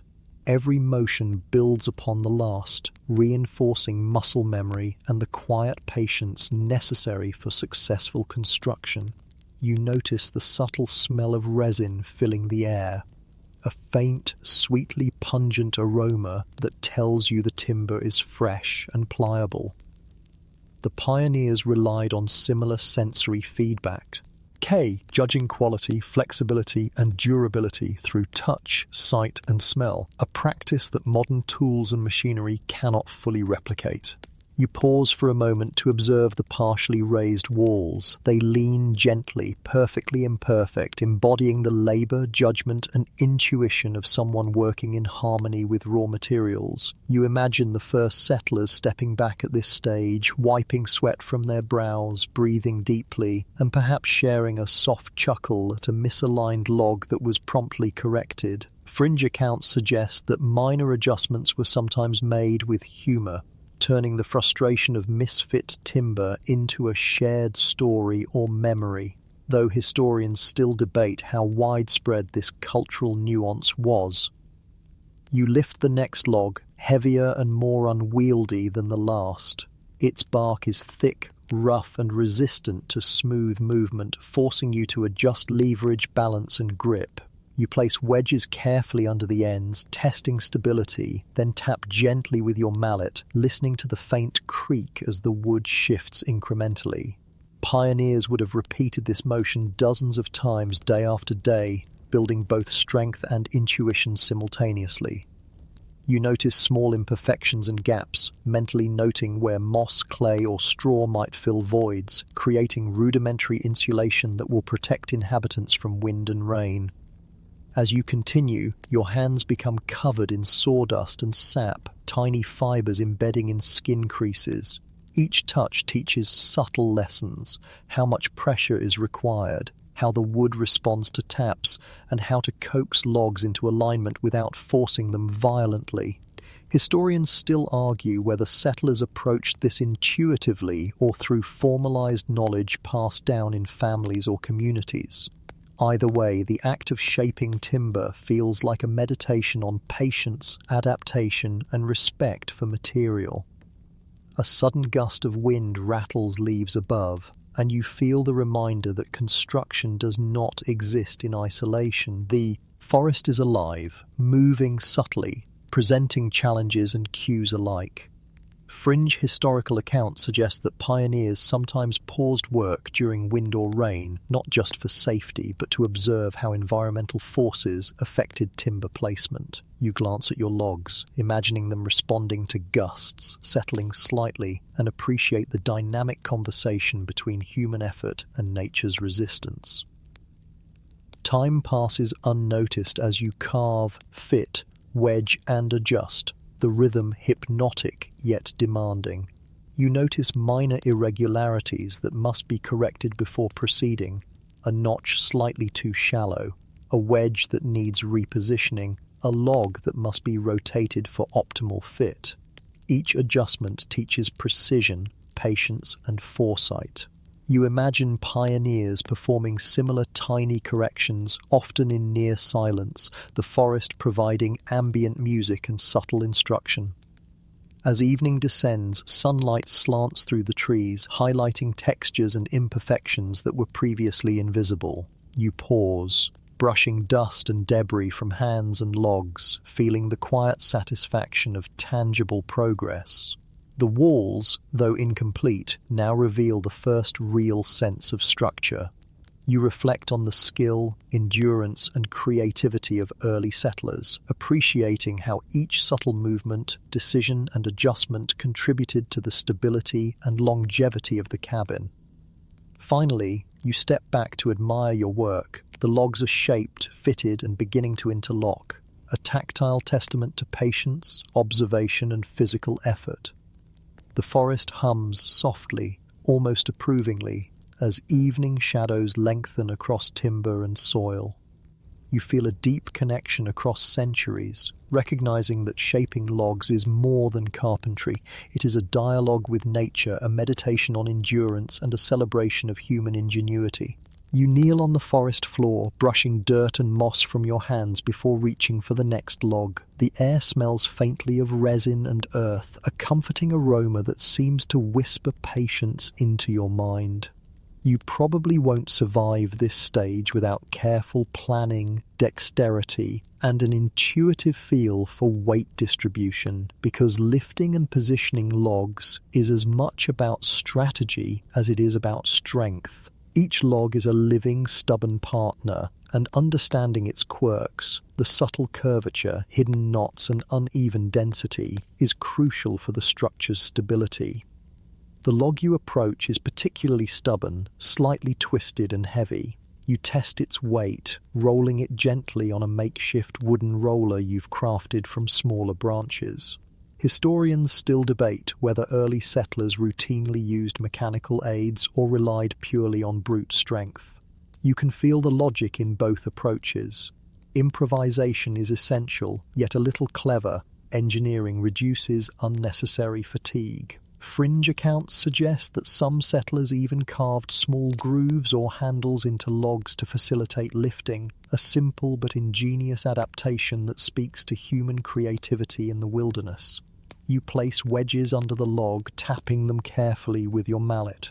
The subtle sound of wood adjusting to pressure provides reassurance, a feedback loop that pioneers would have relied on daily. Every small shift teaches a lesson: how much force to apply, where to position your feet, and how to use leverage without risking injury. You notice that even slight misalignments can create compounding errors in future layers, which is why patience and attention to detail are essential. You hum quietly to yourself, a soft ASMR rhythm blending with the forest's ambient whispers, as if coaxing the timber into compliance. Measuring the height and alignment of the log becomes your next focus. You crouch low, squinting along the timber's length, comparing it to the logs already positioned. Historians still argue whether early settlers relied on rudimentary sight lines, string measurements, or simply their trained eyes to ensure level walls. You find yourself appreciating the tactile cues, a log's slight roll under your hands, the way it balances against its neighbor, the subtle give of the wedges beneath. Fringe sources suggest some settlers used small marks carved into logs as alignment guides, almost like secret codes, a whimsical blend of practicality and personality. You lift one end slightly and pivot, feeling the familiar strain in your shoulders, arms, and core. The log shifts gradually, reluctantly, in response to your applied leverage. You pause mid-motion to examine the shadows cast across its surface, noticing subtle warps and curves invisible under uniform light. Pioneers were keen observers of natural patterns, using light, shadow, and tactile sensation to anticipate how a log would settle once placed. Every subtle imperfection becomes a guide, a way to align timber, insert wedges, or adjust angles before committing fully. The placement of the log requires more than physical effort. It demands rhythm and timing. You coordinate slow, deliberate movements with gentle taps from your mallet, listening to the faint groan of wood settling into position. Each adjustment feels like a conversation. You ask, the log responds. You guide, it yields. Fringe anecdotes suggest that some pioneers whispered to the timber, encouraging it to settle nicely. though scholars still debate whether this was superstition or subconscious ritual. You smile softly, muttering your own quiet encouragement as the log finally seats firmly. Once the log is secure, you check for alignment, pressing along its length to test stability. Minor gaps appear, but you know they will be filled later with moss, clay, or straw. These simple insulating materials not only prevent drafts, but also demonstrate human ingenuity in solving everyday problems with what is immediately available. Historians still debate whether settlers meticulously planned insulation or adapted it ad hoc, but you sense that both approaches were likely employed depending on necessity. You reach for a handful of moss, pressing it gently into a small crevice, feeling the satisfying tactile feedback of an improvisation that works. You step back momentarily to examine the emerging walls.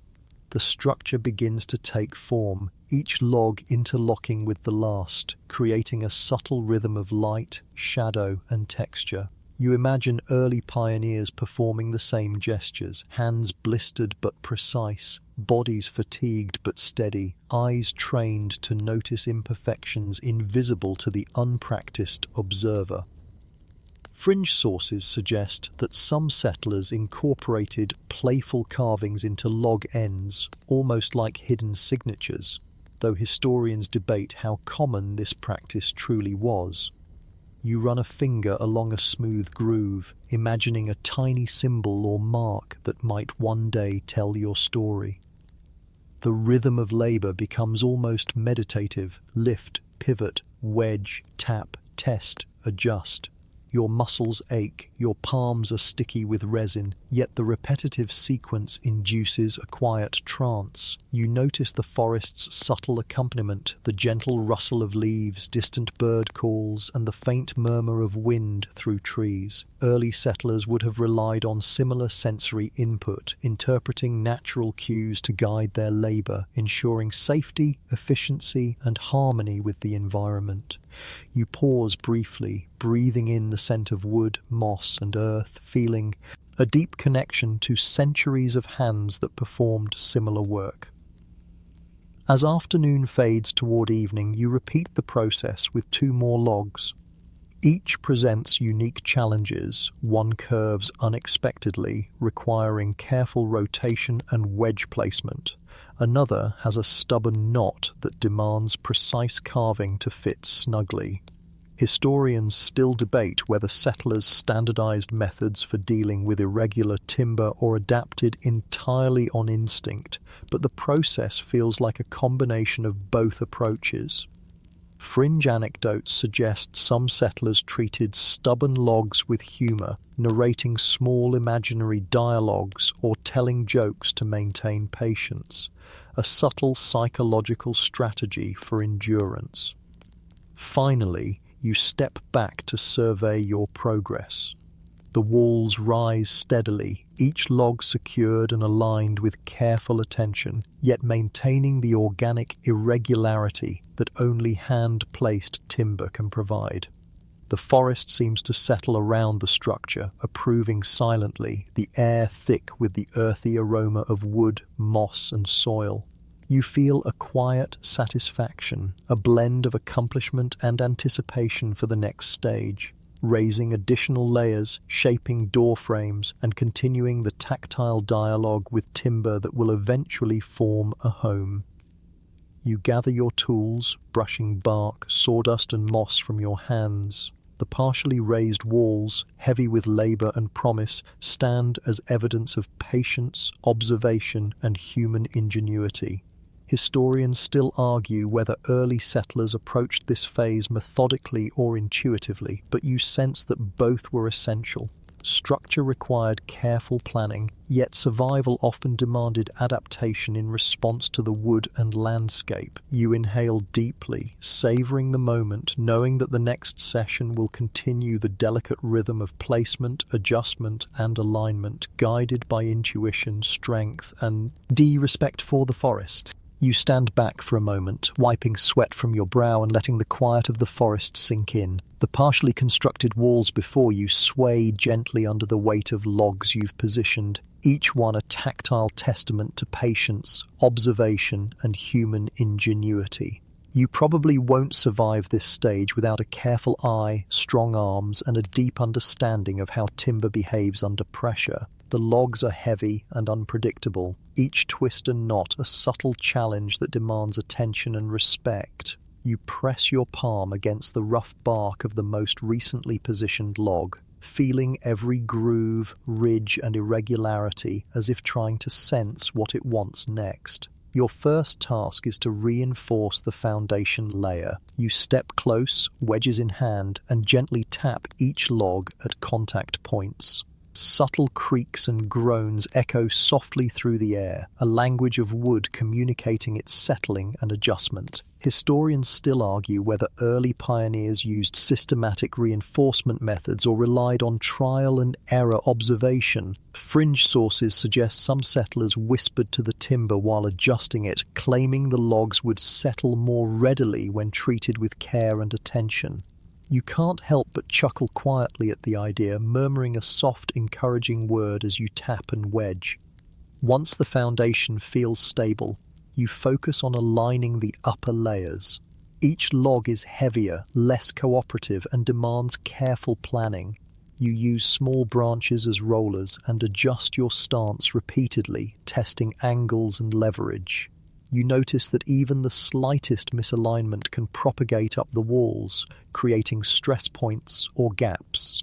Fringe accounts suggest pioneers sometimes pre-marked logs for specific positions, carving subtle symbols or notches to guide placement. Historians still debate the prevalence of this practice, but you sense the logic immediately. A pre-planned layout reduces frustration, improves efficiency, and minimizes unnecessary exertion.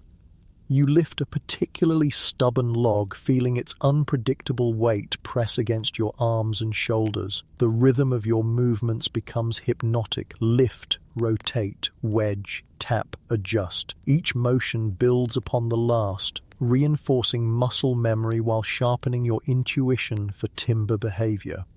You notice subtle textures along the bark and along the exposed wood beneath, minor cracks, soft fibers, and variations in density that influence how the log will settle.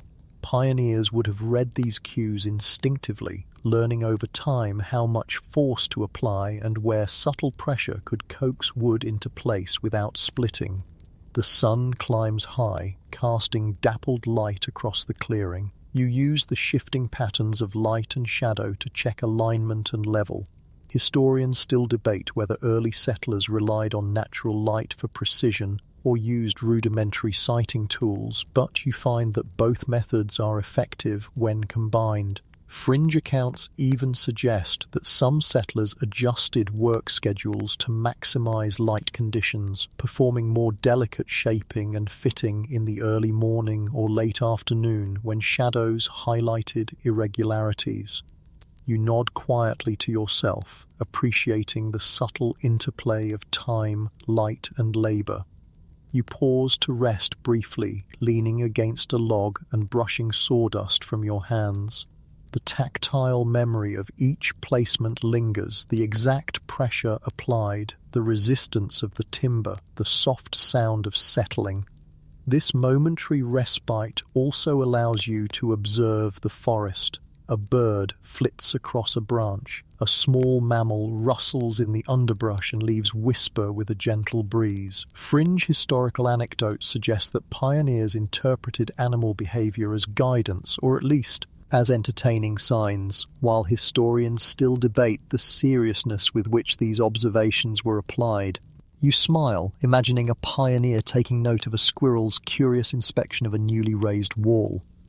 Returning to work, you focus on the precision of the notches. Each log must interlock perfectly with the ones below and above. You mark, carve and adjust, listening to the subtle shifts of the wood as it accepts pressure. Minor gaps appear, but you know they will be filled later with moss, clay, or straw to insulate against wind and rain. Historians still argue whether settlers planned insulation carefully or improvised on the spot, but the tactile, sensory approach feels intuitive. Fringe accounts even describe small, playful carvings in the logs that acted as both alignment markers and hidden personal touches, adding character to the walls while guiding structural integrity.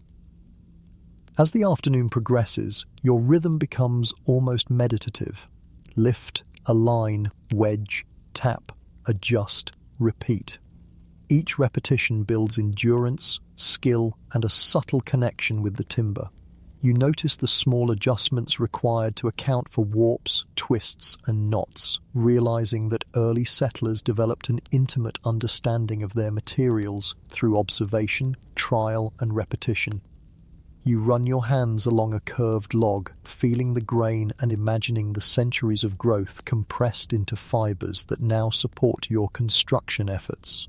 The wind shifts, brushing against your face and stirring leaves above. You pause to appreciate the environmental cues, how the breeze affects stability, how shadows reveal subtle misalignments, how the smell of sap signals freshness or dryness.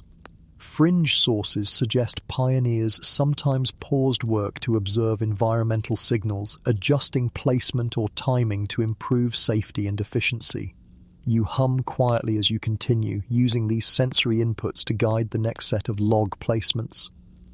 By evening, the walls have risen noticeably, stable yet full of character, each log interlocking carefully with the last. Minor imperfections give the structure life, the subtle curves and angles adding personality while maintaining functionality. You step back to admire the progress, hands resting on your hips, feeling the quiet satisfaction of achievement. Pioneers would have felt similar pride, balancing fatigue with accomplishment, observing the tangible results of labor, intuition, and observation. Finally, you gather your tools, brushing bark and sawdust from your hands. The structure is more than a series of logs. It is a growing home, a record of effort, patience, and human ingenuity. Historians still debate whether early settlers relied more on standardized methods or improvised techniques, but your experience suggests a blend of both, guided by tactile feedback, observation, and accumulated knowledge. You take a deep breath, inhaling the earthy, resinous air, feeling a connection to centuries of hands that shaped wood and landscape in similar ways. You pause one last time, letting the quiet forest envelop you. The sun dips lower, casting warm light across the rising walls, shadows dancing over each notch, groove, and wedge. You feel a profound kinship with the pioneers, the rhythm, the patience, the sense of humor in small challenges, and the intimate dialogue with timber. The forest hums softly in approval, the ambient sounds lulling you into a state of quiet reflection, ready for the next day of labor, learning, and connection with the wilderness. You step into the quiet clearing, feeling the earthy scent of moss, timber, and soil mingling with the subtle aroma of distant pine. The walls you've been raising for days now loom taller, each log resting firmly atop the last, forming a skeleton that hints at the home to come. You probably won't survive this next stage without careful observation, patience, and a nuanced understanding of weight and leverage, because installing corner joints is both physically demanding and delicate in execution. These intersections will determine the cabin's stability for years, and even minor misalignments can ripple through the structure. You kneel beside the first corner, inspecting the logs from both angles. Historians still debate whether early pioneers relied on pre-measured notches or adjusted entirely by eye, but you quickly sense the subtle balance between intuition and method. Fringe accounts suggest some settlers even used small symbolic carvings at corners to mark alignment, a playful but practical approach. You smile quietly, imagining a pioneer carving a small animal or symbol as a secret signature, both functional and whimsical. Lifting the next log into the corner requires careful leverage. You position smaller branches beneath it, testing balance and rotation, feeling the weight shift through your arms, core, and legs. The log responds slowly, groaning softly as friction gives way and it begins to settle. You adjust your stance, shifting feet and hands, learning the precise angles required to wedge it snugly against the perpendicular log. Every subtle movement is a conversation with the timber, as though it has its own preferences and will, and you respond with patience, not force. Once the log is partially seated, you begin carving notches to secure it. You mark lines carefully, following the subtle curves of the log beneath, and slowly remove material to allow a snug fit.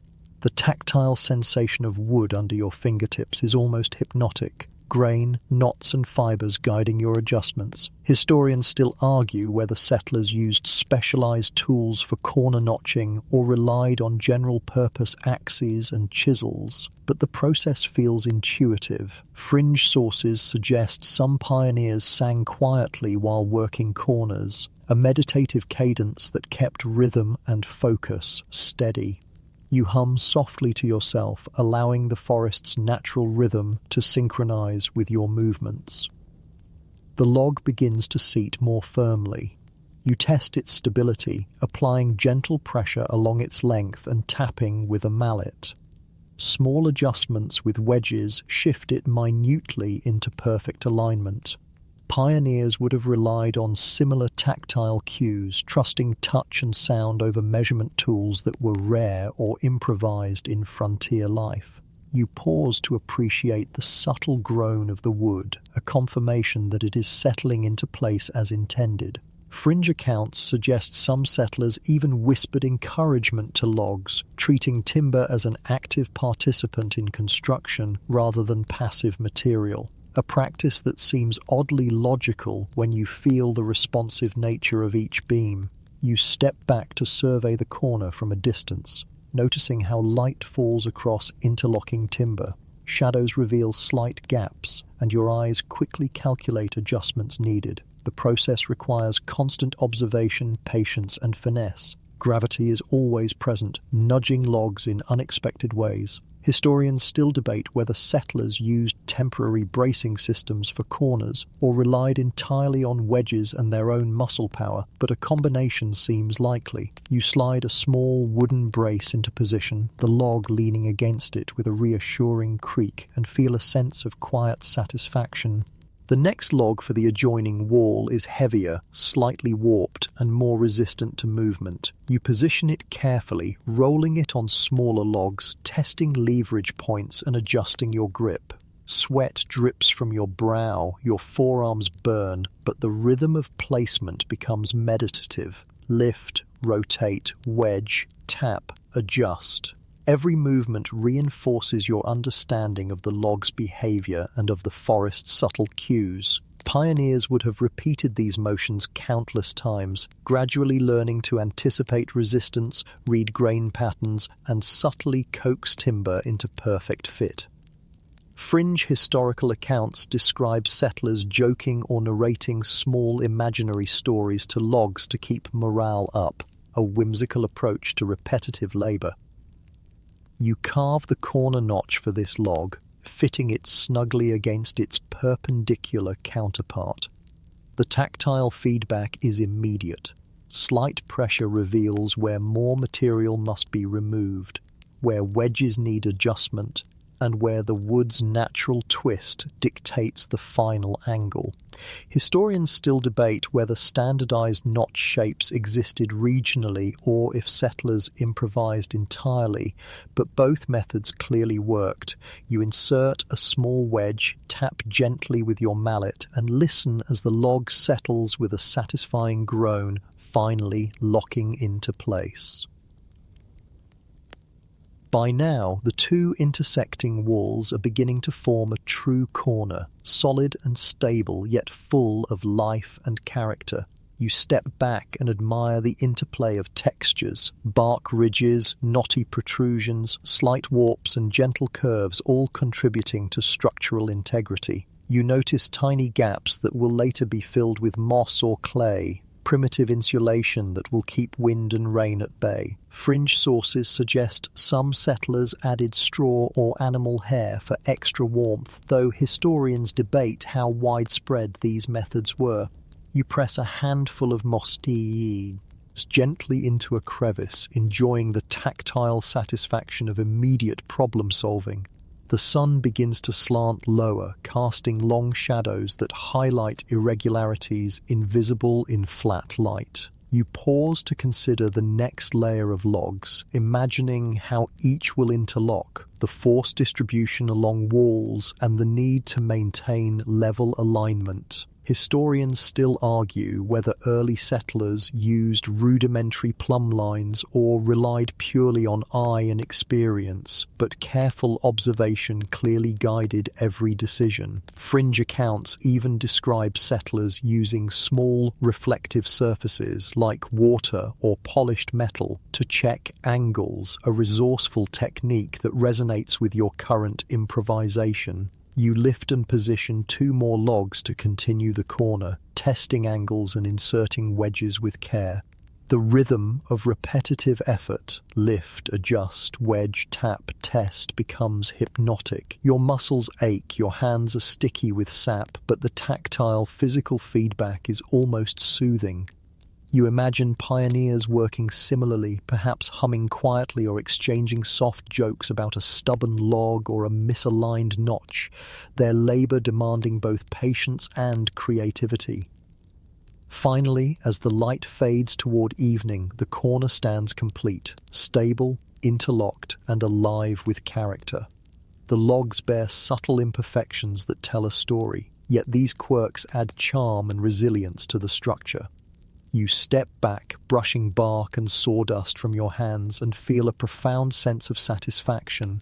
The forest around you hums gently in approval, the ambient sounds of wind, birds, and rustling leaves forming a lullaby of achievement, patience, and anticipation for the next day of labor. The corner is more than a structural necessity. It is a testament to your growing skill, intuition, and tactile connection with the timber.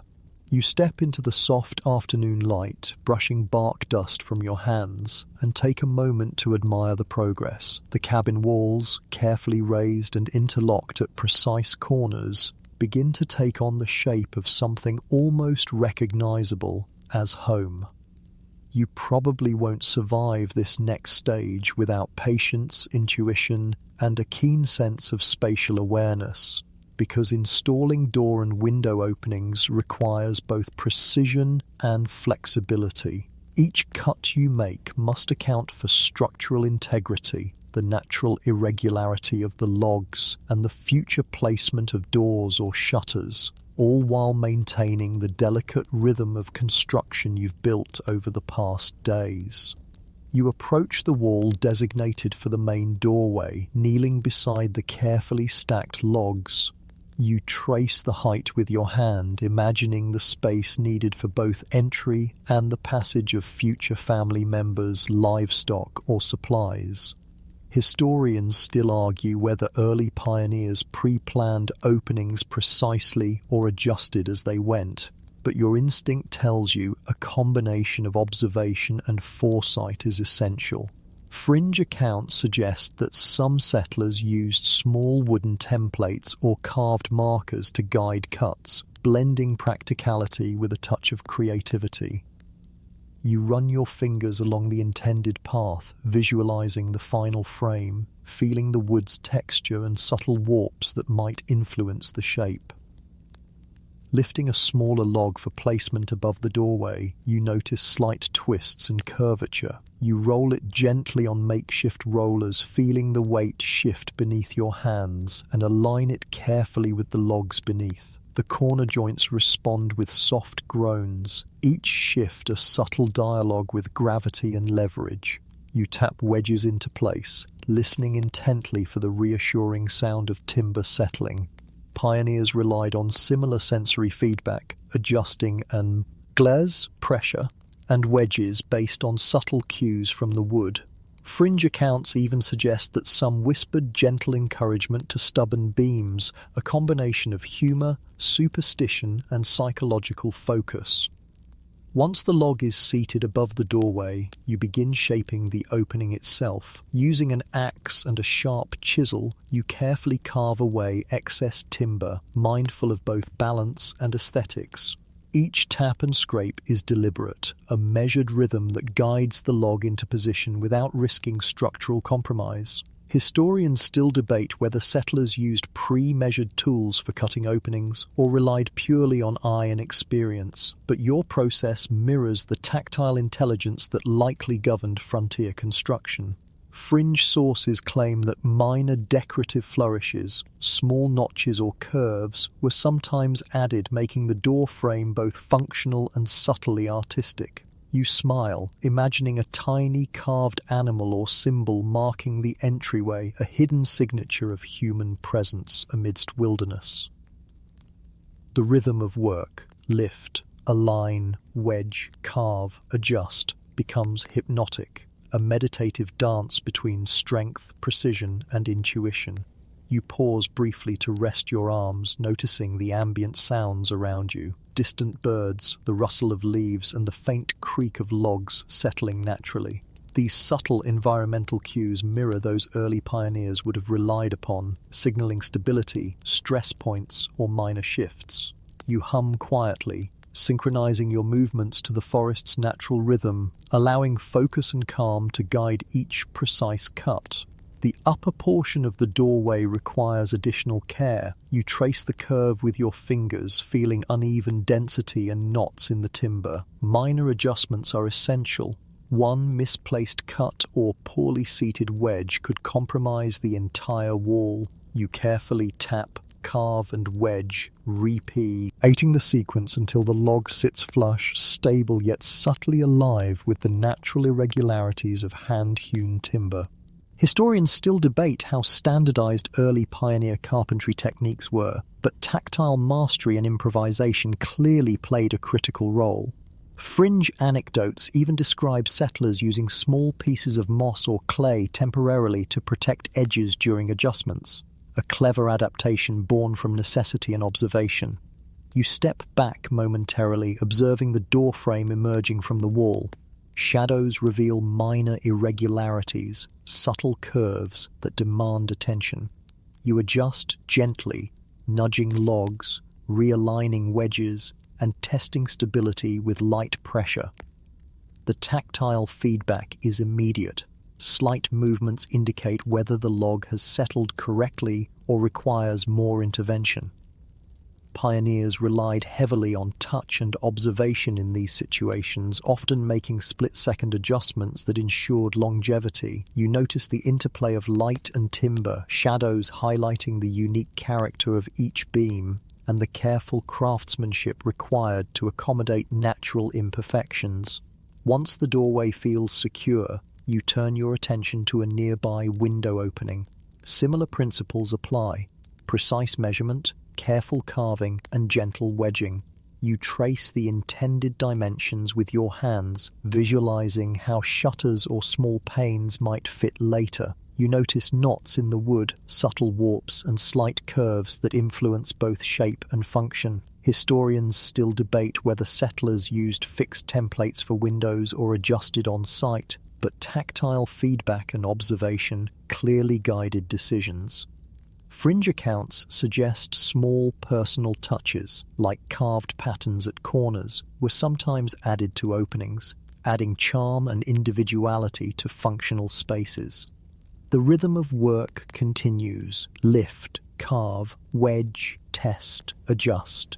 Each motion is deliberate, controlled, and intimately connected with the timber. Sweat drips down your face, for Mrs. Byrne, yet the tactile engagement is meditative. You sense the growing stability of the walls, the subtle shifts in weight and leverage, and the emerging geometry of functional spaces within the cabin. Pioneers would have relied on similar iterative processes, combining observation, improvisation, and physical effort to create doors and windows that were both durable and usable. As the afternoon wanes, sunlight slants through the trees, casting long, warm shadows across the cabin. You pause, brushing sawdust and debris from your hands, and take stock of the progress. The door and window openings are beginning to reveal the interior potential of the cabin, offering glimpses of what it might feel like to inhabit the space. Historians still debate how much planning went into the interior layout versus adapting to timber and terrain, but tactile mastery and careful observation seem consistent across accounts. Fringe stories even suggest that some settlers marked small symbols near openings to commemorate first uses or milestones, adding subtle layers of narrative to the structure.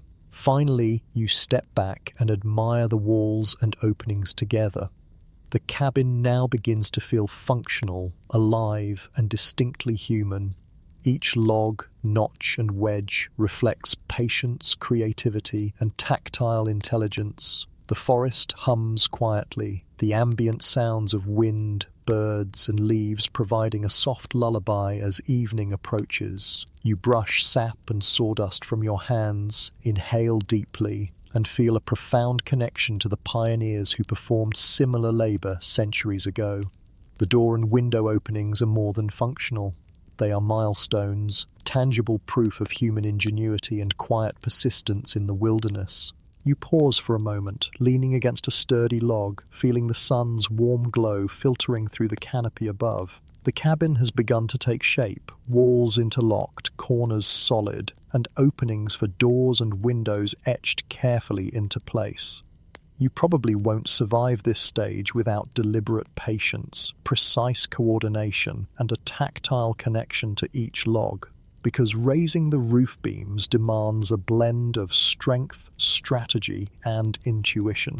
Each timber above your head must be positioned exactly, balanced delicately, and supported temporarily while others lock into place. A misstep here could undo hours of labor or require delicate corrections. You gather the longest, heaviest beams, feeling their weight press insistently against your arms and shoulders. Historians still debate whether pioneers hoisted roof logs with purely human muscle or relied on simple machines like levers and pulleys. You experiment instinctively, using smaller logs as rollers and a long branch as a lever, feeling the subtle shift as the timber rises. Fringe anecdotes suggest that some settlers even built rudimentary scaffolding from branches or stacked logs, a clever improvisation born from necessity. You balance the beam on your shoulder briefly, adjusting the angle, feeling the slight give of the wood as it bends under gravity and pressure.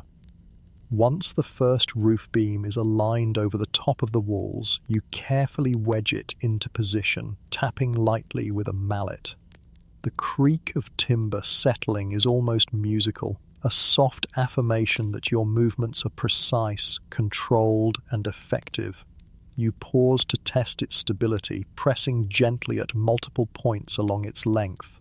Pioneers would have done the same, learning tactile cues that indicated secure placement versus subtle shifts that might spell instability. Fringe accounts even suggest that some settlers hummed choir, tilai while raising beams, a meditative rhythm helping maintain coordination and focus. You hum softly, synchronizing your motions with the forest's ambient symphony, rustling leaves, distant birds, and the whisper of the wind. The second beam is even more challenging, heavier and slightly twisted along its length. You roll it gently on a pair of smaller logs, adjusting leverage points and coordinating with your stance to distribute weight evenly. Each movement is deliberate. Lift, pivot, wedge, tap, adjust. You feel the pressure in your shoulders and back, the subtle strain that tells you are pushing timber to its natural limits while maintaining control. Historians still argue whether settlers trained specifically for such strength tasks or developed it organically through daily labor, but either way, endurance and strategy were crucial. With the beam partially in place, you carve small notches to fit snugly over the top logs of the walls. You feel each notch with your fingertips, adjusting depth and width based on the timber's natural curves and knots.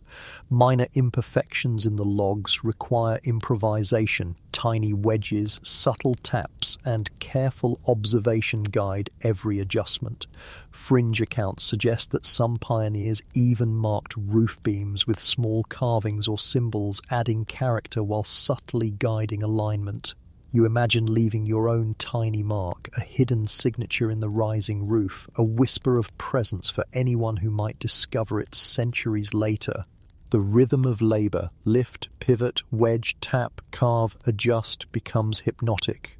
Your muscles ache, hands sticky with resin and sawdust, yet the tactile feedback is almost meditative. You notice the subtle creak of the forest floor beneath your feet, the whisper of leaves above, the occasional bird watching your efforts. Early pioneers would have relied on similar cues, using both environmental observation and tactile intuition to ensure the stability and success of each beam placement. Historians still debate whether settlers had a set system or improvised continuously, but your experience suggests a balance between both approaches. After several hours, the primary roof beams are positioned, forming a skeletal ridge above the cabin walls. You pause to examine the alignment, adjusting wedges and pressing along lengths to ensure even support. The subtle groans of wood settling indicate secure placement, a feedback system both tactile and auditory.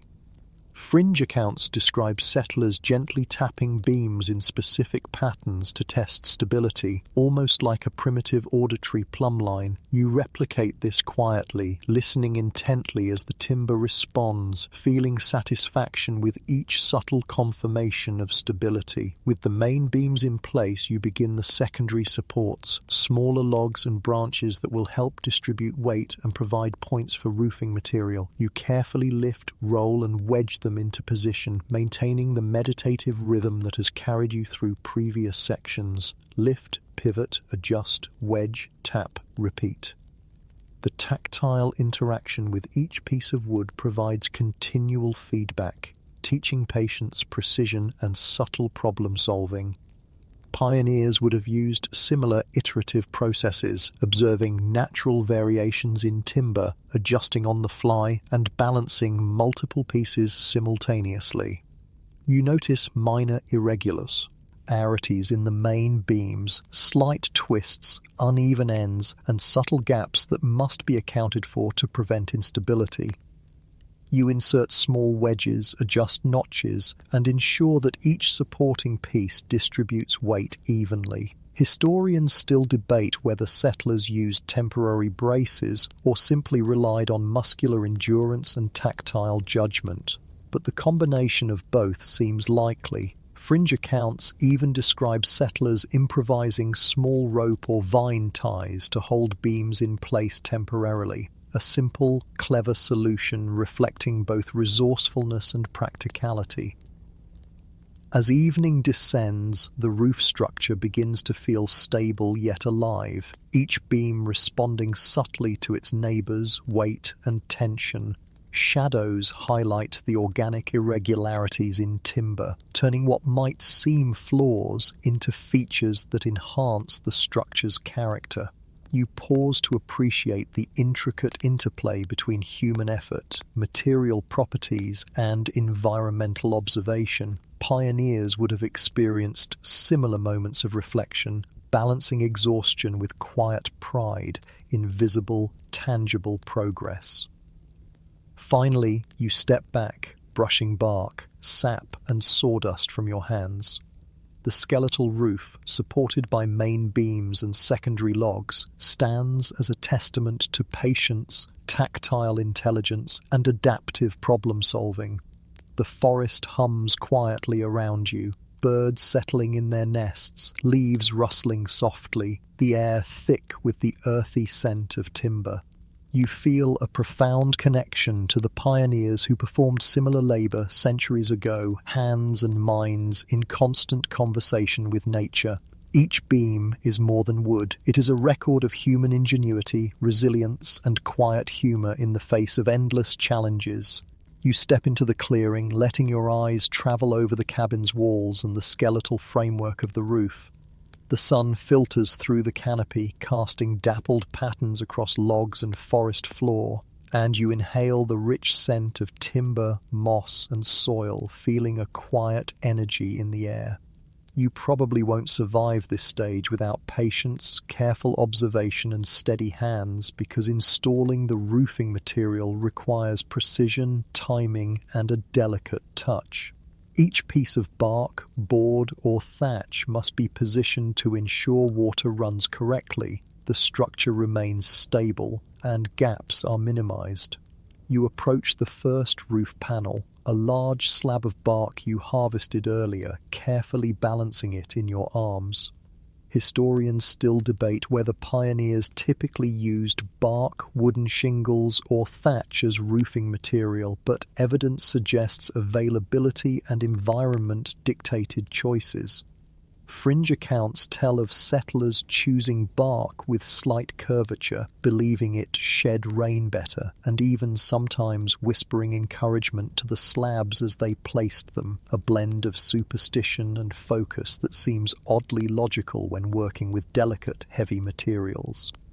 You gently place the first panel along the ridge beam, aligning it with the wall below, testing its weight distribution with small taps and careful nudges. The second panel is heavier and less cooperative, warped slightly along its edges. You roll it gently atop your improvised scaffolding, feeling the subtle resistance as the edges scrape against the ridge beam. You adjust stance, balance, and leverage repeatedly, lifting with your legs and core rather than relying solely on arms. Pioneers would have used similar strategies, integrating knowledge of physics, leverage, and muscle memory to manipulate cumbersome materials efficiently. Fringe sources describe settlers humming quietly while replacing roofing slabs, a meditative rhythm that synchronized movements and maintained focus over long, repetitive tasks. You hum softly, letting the sound blend with rustling leaves, distant birds, and the gentle whisper of the forest. Once the second panel is aligned, you wedge it gently into place, tapping along edges to ensure contact with adjacent panels and the supporting beams. The tactile feedback is immediate. A subtle shift or groan indicates whether it is secure or needs further adjustment. Minor gaps appear, but you anticipate filling them later with moss, clay, or a mixture of both to prevent leaks. Historians still debate whether insulation was applied systematically or improvisationally, but the hands-on approach seems equally effective. Fringe anecdotes suggest small decorative carvings or initials were sometimes added at edges, blending functional placement with human personality and humor. You smile quietly, imagining a small hidden symbol awaiting discovery by future inhabitants. The rhythm of work, lift, roll, adjust, wedge, tap, test, becomes hypnotic, a meditative sequence that guides your movements while reinforcing awareness of every subtle nuance in timber, bark, and angle. You notice tiny imperfections in each slab, minor warps, uneven thickness, knots, and ridges. Each imperfection requires thoughtful adjustment, and you feel the satisfaction of coaxing seemingly reluctant materials into alignment. Pioneers would have relied heavily on tactile feedback to achieve durable roofing, balancing intuition, observation, and problem-solving to ensure longevity. Fringe accounts even describe playful techniques, such as sliding slabs with slight twists to fit imperfect spaces, or improvising secret patches to hide gaps, creative, practical, and humorous solutions born of necessity. Sweat drips down your back, forearms ache, and hands are sticky with sap, yet the repetition is oddly calming. You pause occasionally to step back and survey alignment, checking shadow lines and light reflection to detect gaps invisible from close range. Historians still argue whether early settlers had standardized approaches for roof installation or relied almost entirely on improvisation and tactile learning. You suspect both were used, guided by observation, instinct, and occasional trial and error. Fringe sources suggest some pioneers used thin strips of bark or wood as temporary braces during placement, a simple yet effective method to stabilize awkward panels while others were adjusted. The next section of roofing requires heavier slabs slightly warped and resistant to movement. You roll them carefully into position, testing leverage points and balance, adjusting wedges, and tapping with precision. Minor misalignments prompt small corrections, a wedge here, a subtle tilt there, a tap to encourage settling. Each action demands full attention, yet the process is meditative. Lift, pivot, wedge, tap, test. You feel the intimate dialogue with timber, the tactile language guiding each motion. Pioneers would have repeated these sequences countless times, developing muscle memory, instinct, and problem-solving skills simultaneously. As afternoon drifts toward evening, you work the final panels into place along one side of the roof. Shadows stretch across the logs, highlighting imperfections and subtle curves in the timber. You insert small wedges to secure panels and fill minor gaps with moss, pressing it gently into crevices. The material feels soft and pliable under your fingers, a satisfying contrast to the heavy rigidity of timber. Historians still debate whether moss or clay was preferred for insulation, but both techniques are documented and effective. Fringe. Accounts suggest moss was sometimes layered in symbolic patterns, a subtle combination of function and playful creativity. You pause to listen. The creak of wood settling, the rustle of leaves above, the occasional distant bird call. The forest seems to approve, the ambient sounds blending with the tactile satisfaction of work. You notice subtle shifts in roof beams beneath the panels, minor adjustments needed to maintain stability. You nudge, tap, and wedge with delicate precision, feeling each subtle response. Pioneers would have relied on similar cues, balancing intuition, experience, and observation to avoid misalignments that could compromise the entire roof. By the time dusk approaches, half the roof is complete, stable, and aligned. You step back, hands sticky with sap, clothes flecked with sawdust and moss, and admire the structure.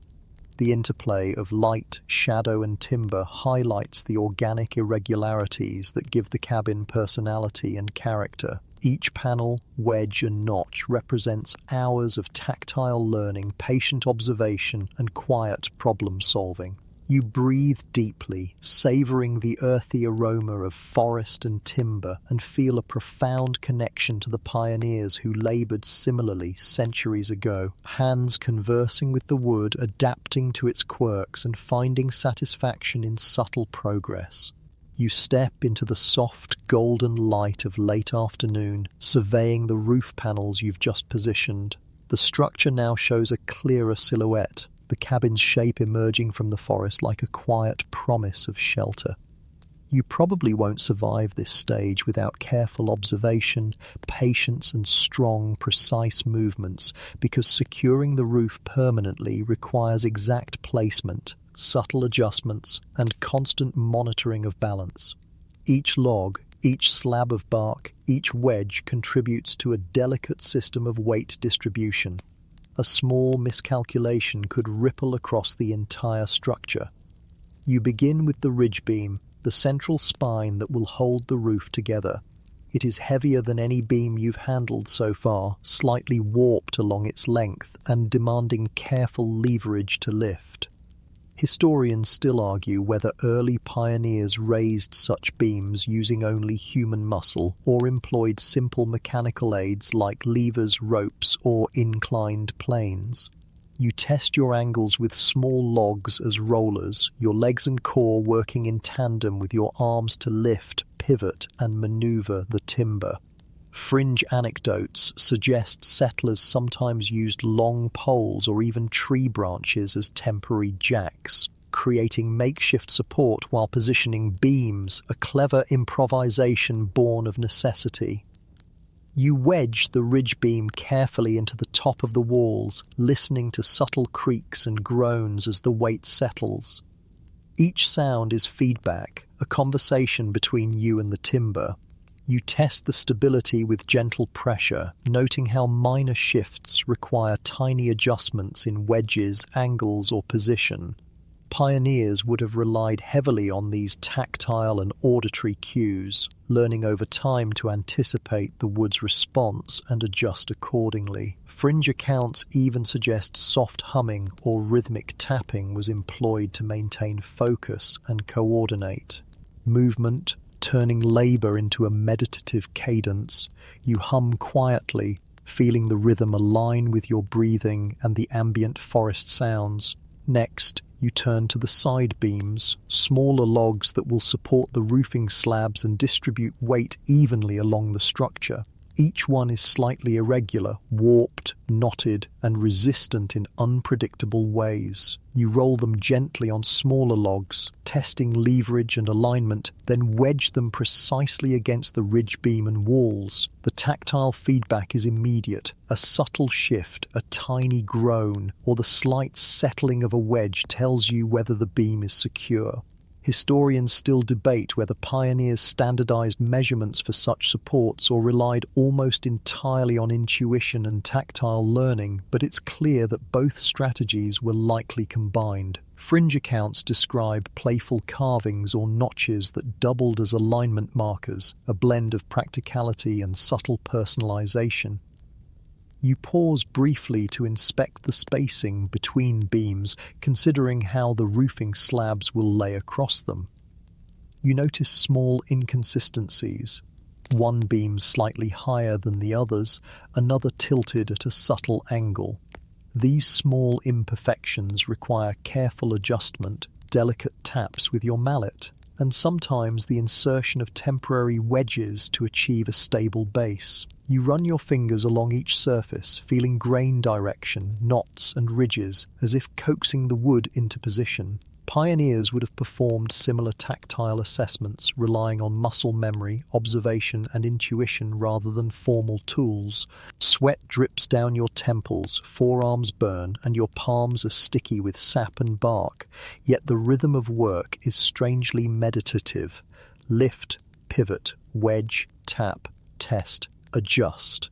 Each movement builds both physical endurance and intimate knowledge of timber behavior. You notice subtle shifts in light through the canopy, shadows revealing irregularities invisible before. Fringe historical anecdotes suggest that pioneers timed certain tasks based on sunlight, positioning beams or panels when shadows highlighted misalignments, combining intuition with environmental awareness. You nod to yourself, appreciating how such subtle cues guide precision.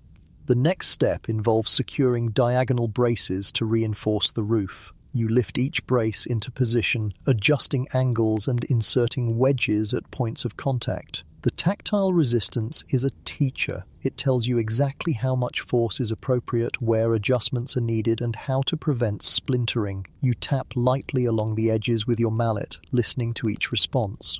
Pioneers would have relied on similar feedback, often improvising solutions when minor misalignments threatened stability.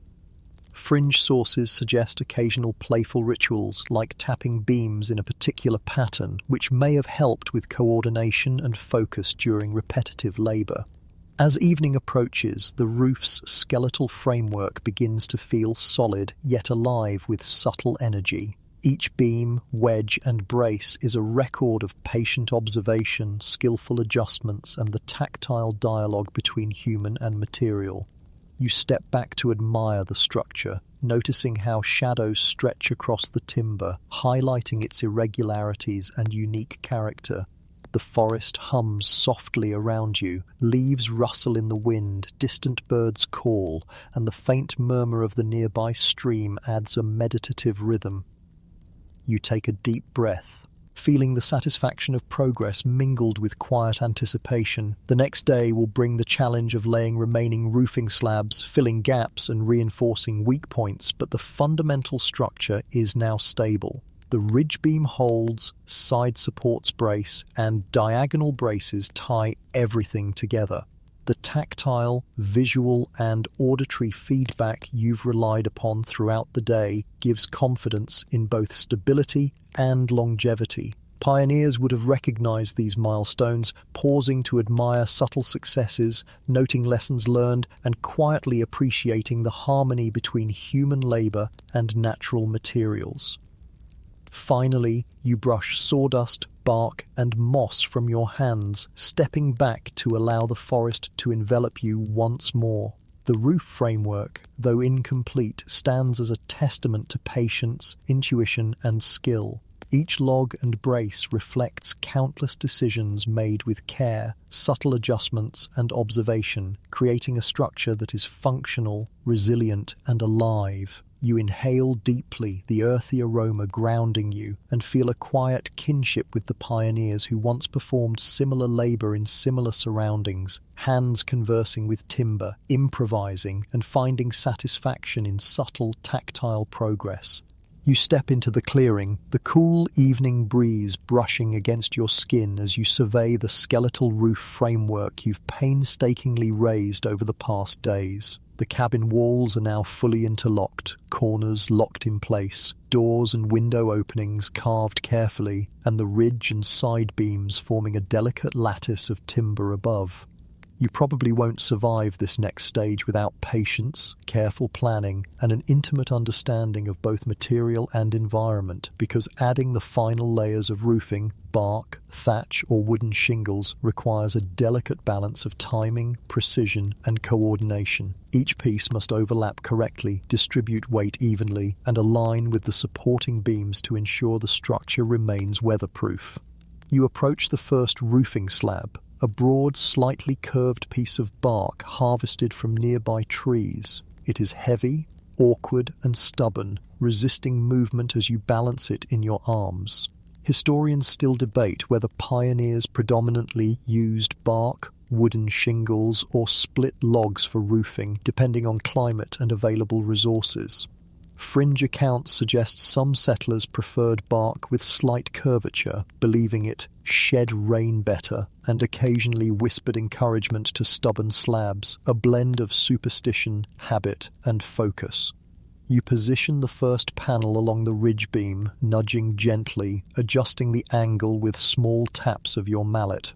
The second roofing panel is heavier, warped along its edges, and requires more leverage. You roll it gently atop your makeshift scaffolding, feeling resistance as it slides over the ridge beam. Your legs, core, and arms coordinate in a precise sequence: lift, pivot, adjust. Each small movement is a conversation with the timber, learning its preferences, understanding its quirks, coaxing it into position. Fringe anecdotes describe Pio. Nears quietly humming while raising panels, a meditative rhythm helping to maintain coordination over long, repetitive labor. You hum softly yourself, synchronizing movements with the forest's ambient symphony of rustling leaves, distant bird calls, and the soft whisper of the wind. Once the panel aligns, you wedge it carefully against the ridge beam and tap along edges to ensure it is seated firmly. Minor gaps appear, but you anticipate filling them with moss, clay, or straw later. Historians still argue whether insulation was applied systematically or improvised as needed, but tactile judgment seems universally essential. Fringe sources mention small decorative carvings sometimes added to roof panels, blending function with playful creativity. You imagine leaving a tiny hidden symbol, a secret signature for the future, embedded in the structure.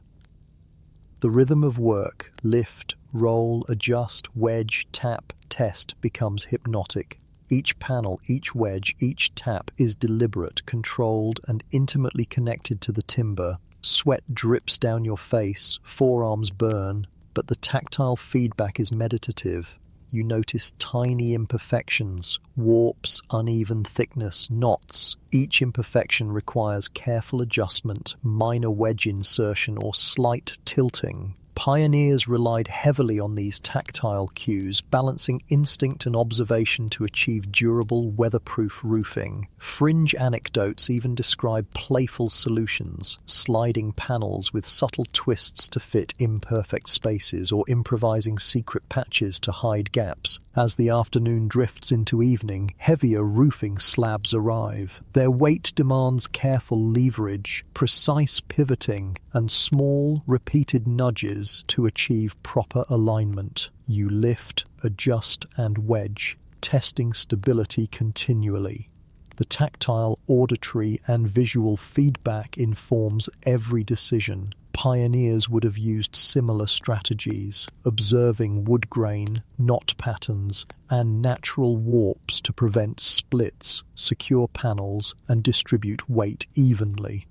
Historians still debate the extent to which such adjustments were standardized versus improvised, but hands-on observation clearly guided every decision. The final panels near the ridge present subtle challenges, uneven ends, slight twists, and awkward angles. You balance them carefully, roll gently, and insert temporary wedges to stabilize while fitting adjacent slabs. Minor gaps appear. You press moss into crevices, feeling the pliable material yield under your fingers. It is satisfying, almost meditative. Fringe sources even claim that moss was occasionally arranged in symbolic patterns, a blend of function and creative whimsy. You smile quietly, appreciating how practical problem-solving often intertwined with human playfulness.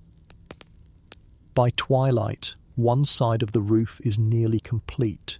Shadows stretch across logs and panels, highlighting irregularities invisible under full daylight.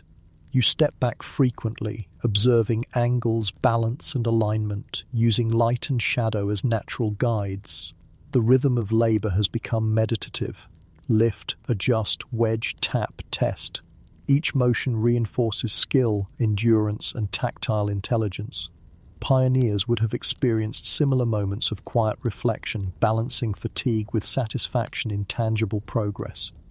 You pause to listen, the soft creak of timber settling, the rustle of leaves, the distant call of a bird returning to its nest. The forest hums quietly.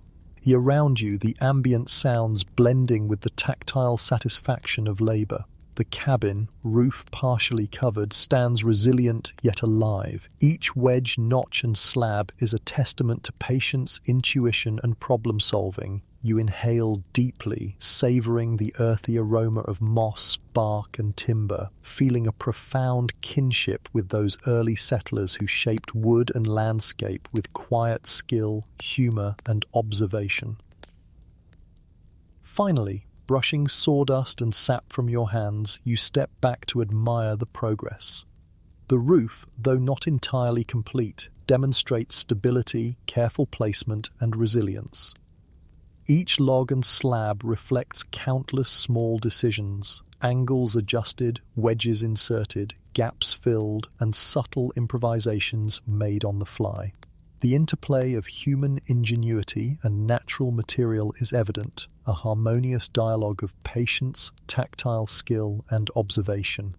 You inhale deeply again, feeling grounded, connected to the forest and to the centuries of pioneers who labored in similar silence, shaping timber into shelter with quiet persistence and subtle creativity.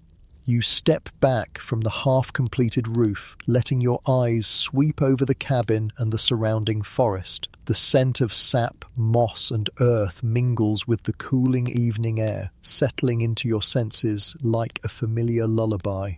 You probably won't survive this stage without careful attention, patience, and a precise touch, because finalizing the roof means not only laying the last slabs, but also securing the structure against wind, rain, and the subtle shifts of timber over time. Every wedge, notch, and overlapping panel counts. Small errors now could compromise all the effort poured into the walls, doors, windows, and ridge beams. You approach the ridge, carrying the final slabs carefully in your arms. They are heavier than any you've handled so far, each slightly twisted or irregular, demanding a delicate balance between force and finesse. Historians still debate the exact methods pioneers used to raise these slabs safely. Some accounts suggest human muscle alone, others describe rudimentary levers, ropes, or scaffolded support. Fringe sources even claim some settlers used tree branches as temporary jacks to shift heavy panels into place, a clever improvisation born from necessity. You test angles carefully, feeling the timber respond under pressure, nudging it incrementally into alignment. Once the panel rests on the ridge, you tap gently with your mallet, listening for the subtle groan that indicates it has settled properly. Tactile feedback is your guide. A slight shift under pressure, a soft creak, or even the way the panel balances against its neighbors tells you whether it is secure or needs a tiny adjustment. Pioneers would have relied heavily on these sensory cues, learning over time how to anticipate timber behavior and correct problems before they became serious. Fringe accounts even suggest humming or rhythmic tapping was common, a method that helped maintain focus and synchronize movements during repetitive labor. You hum softly to yourself, blending with the forest's ambient chorus of leaves rustling, distant bird calls, and the soft hum of a nearby creek. The next slabs are lighter but more irregular, their edges twisted in ways that force careful manipulation. You roll each gently into position, adjust angles, and wedge securely. Every movement is deliberate. Lift, pivot, wedge, tap, test. Minor gaps appear, but you press moss, clay, or straw into crevices, creating insulation and preventing water from seeping through. Historians still debate whether pioneers applied insulation systematically or improvisationally, but the hands-on, tactile approach is clearly effective. Fringe anecdotes mention settlers arranging moss in whimsical patterns, blending function with subtle personal expression, small, hidden touches of humanity in an otherwise utilitarian process. As evening deepens, shadows stretch across the roof, highlighting imperfections invisible in bright daylight. You pause to assess alignment, noting minor adjustments, a tilt here, a wedge there, a slight nudge to ensure even pressure across panels. The tactile feedback continues to guide every movement. Pioneers relied heavily on similar instincts, combining muscle memory, careful observation, and subtle auditory cues from settling timber to secure roofing slabs. Fringe sources even describe improvising small ties from vines or thin ropes to stabilize irregular panels, a simple, clever solution reflecting adaptability and ingenuity. You step back and listen, the soft creak of timber settling, leaves whispering in the wind, a distant bird calling its mate. The forest hums approval as if quietly acknowledging the careful labor invested into this shelter. Each wedge, notch, and overlapping slab represents patience, observation, and tactile mastery. Your muscles ache, hands are sticky with sap, and sweat drips down your face, yet the meditative rhythm of labor, lift, pivot, wedge, tap, test, transports you into a focused, almost trance-like state. You feel every subtle vibration, every minute movement of wood, and every minor shift in balance as part of a living, breathing structure. You move carefully along the roof ridge, pressing moss and clay into gaps, testing stability with gentle pressure, and adjusting wedges as needed. Historians still argue about the degree of improvisation versus pre-planned techniques, but tactile feedback seems universally essential. Fringe accounts even suggest settlers incorporated small symbolic carvings at edges of roof panels, adding subtle artistic touches while guiding alignment. You smile quietly, imagining a pioneer's tiny secret hidden in the timber, now mirrored by your own invisible signature in moss or wedge placement. The last major slabs are positioned, creating a continuous protective layer across the roof. You step back, inspecting angles, overlaps, and alignment under the deepening evening light. Minor imperfections appear, but they are addressed with wedges, tactile nudges, and insulation filling, a combination of patience and practical skill. Pioneers would have performed similar assessments, balancing structural necessity with the organic irregularities of natural timber. Fringe anecdotes even describe small trial panels set aside to practice placement or test techniques before committing to final installation, a playful and strategic approach that mirrors your methodical rhythm today.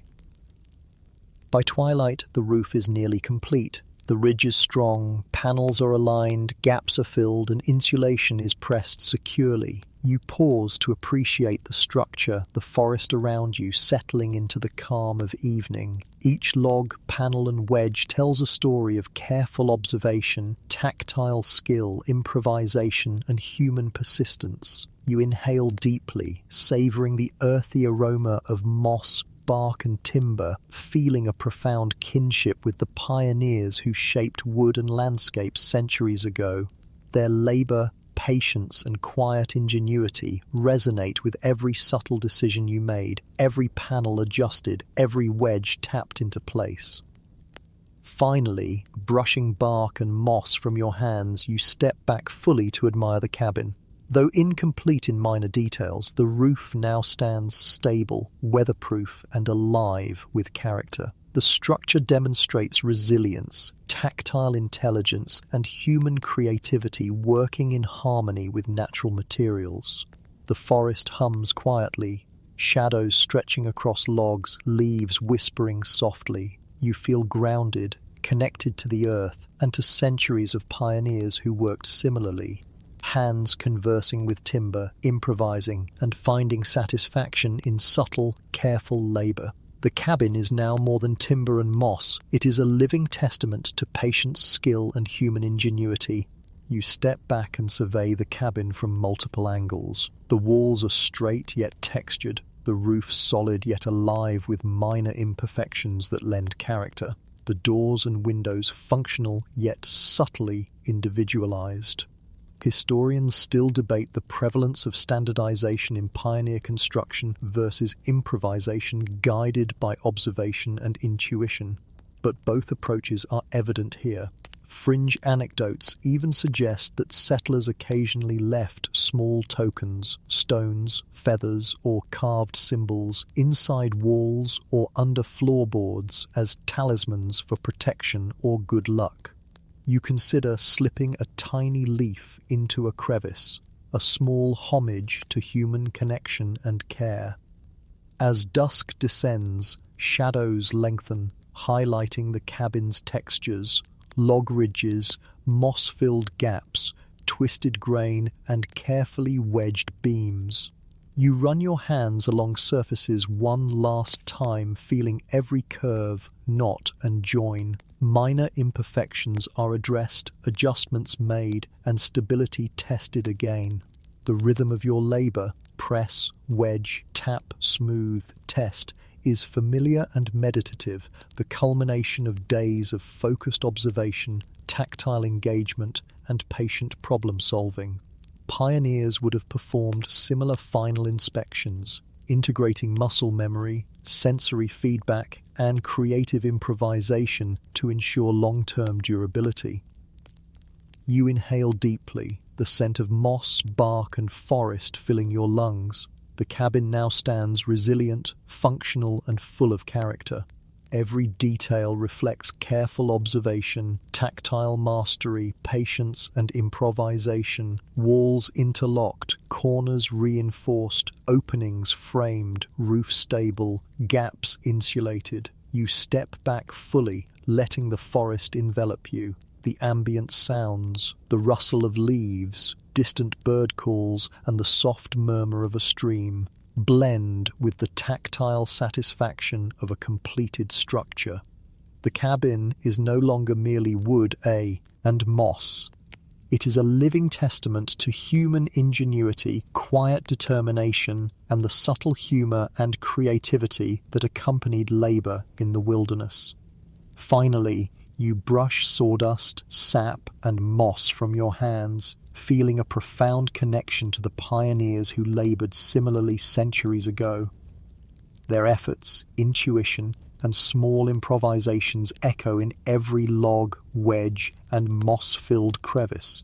The forest seems to settle in appreciation, a soft hum of wind through leaves accompanying your contemplative satisfaction. The cabin is now complete in both structure and spirit, a quiet achievement against the vastness of nature. You step back, letting your eyes roam over the cabin and the now nearly complete roof, feeling the cool evening breeze brushing across your skin. The forest hums softly around you, leaves whispering in the wind, distant birds settling for the night. You probably won't survive this stage without patience, attention to detail, and a tactile awareness of every log, wedge, and panel, because the next step, sealing gaps and adding protective insulation, requires a meticulous touch. Every crevice, every uneven surface could allow rain, wind, or cold to infiltrate the cabin, undermining all previous labor. You kneel at the base of a wall, pulling a handful of moss from your pile. Its texture is soft, slightly damp, and pliable under your fingers.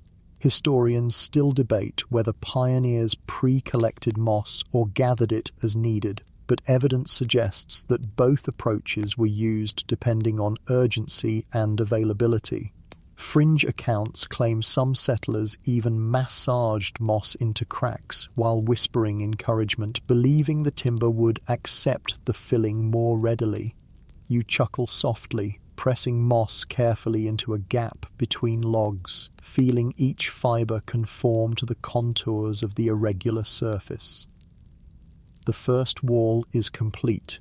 You move to the next, working systematically, pressing moss into gaps, poking it deep with your fingers, and using small sticks to ensure it reaches the far edges.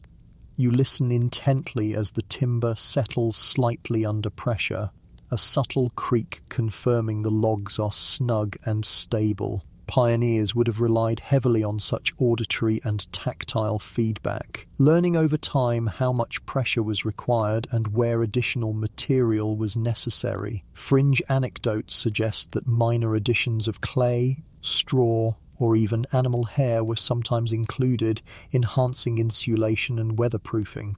You integrate a small mixture of clay into one gap, feeling the pliable material mold perfectly to the uneven timber. As you work, the tactile rhythm becomes meditative. Press, poke, adjust, tap, smooth. Sweat drips down your face and your forearms ache, yet the repetitive motions soothe rather than tire. The forest hums in harmony, distant rustles and bird calls blending with the sound of your gentle tapping and the subtle friction of moss and clay. Historians still debate the systematic methods pioneers employed versus improvisation, but it is clear that observation, experience, and tactile feedback played a critical role. Fringe accounts even describe settlers adding whimsical touches, such as carving tiny patterns in moss or clay, blending function with playfulness. Once the walls are insulated, you turn your attention to the roof. Panels are mostly in place, yet small gaps along edges and between overlapping slabs remain. You press moss carefully into these spaces, smoothing edges with fingertips, and occasionally using a mallet to tap panels lightly, ensuring snug contact. The tactile feedback is immediate. Subtle shifts indicate where more material is needed, where wedges require adjustment, or where panels may need to be repositioned slightly. Pioneers would have followed similar cues, relying on tactile intelligence to secure their roofs against harsh weather. Fringe accounts even suggest rhythmic tapping or humming while working, a soothing meditative practice that helped maintain focus and patience. You hum softly, blending with the ambient forest sounds. The ridge beam and adjoining supports require particular care. You kneel carefully on a plank or log, reaching along beams to fill small gaps with moss and clay, pressing firmly while ensuring panels remain balanced. Each adjustment demands attention to leverage, pressure, and subtle shifts in weight. Historians still debate whether settlers used temporary scaffolds or simply balanced on beams and logs, but both approaches were likely employed. Fringe sources even describe using vines or rope to stabilize tricky areas temporarily. You step back from the cabin one final time, letting your gaze travel across the forest clearing. The walls are solid, corners interlocked, doors and windows carved and framed, roof beams raised and carefully covered, gaps filled with moss, clay and straw. The air is rich with the scent of pine, damp earth and resin, settling into your senses like a quiet lullaby. You probably won't survive this last stage without a combination of observation, patience, and tactile finesse, because now comes the final inspection, reinforcement, and subtle finishing touches. The details that will determine whether this shelter endures the next storm, the first frost, and countless mornings of dew. You begin at the base of the cabin, running your hands along each log. The tactile feedback is immediate. Slight gaps, tiny misalignments, and irregularities hidden in shadow become obvious under your careful touch. Historians still debate how meticulously pioneers checked each seam, but tactile observation was undoubtedly central. Fringe accounts suggest that some settlers even tapped logs rhythmically, listening to subtle echoes that indicated hollow spaces or weak spots, a primitive, almost musical diagnostic tool. You press moss and clay into stubborn gaps, gently nudging logs with small wedges, ensuring every crevice is snug and reinforced. Next, you climb carefully along the lower beams, inspecting the joinery at corners and window frames. Your fingers trace the notches, testing wedges and checking the interlocking structure. The tactile response is a language you've learned over days of labor. A soft creak tells you the log is settling. A slight resistance means more pressure is needed. A tiny give indicates a wedge must be adjusted. Pioneers relied heavily on such sensory feedback, integrating touch, sight, and hearing into an intuitive system of construction knowledge. Fringe source. It even mentions small carved markers or symbolic notches left as guides, subtle cues that communicated alignment or adjustments needed across different stages of building. The roof, now fully covered with slabs, bark or shingles, requires a delicate final assessment. You step onto a plank, gingerly testing weight distribution along beams, adjusting any panels that feel loose or uneven.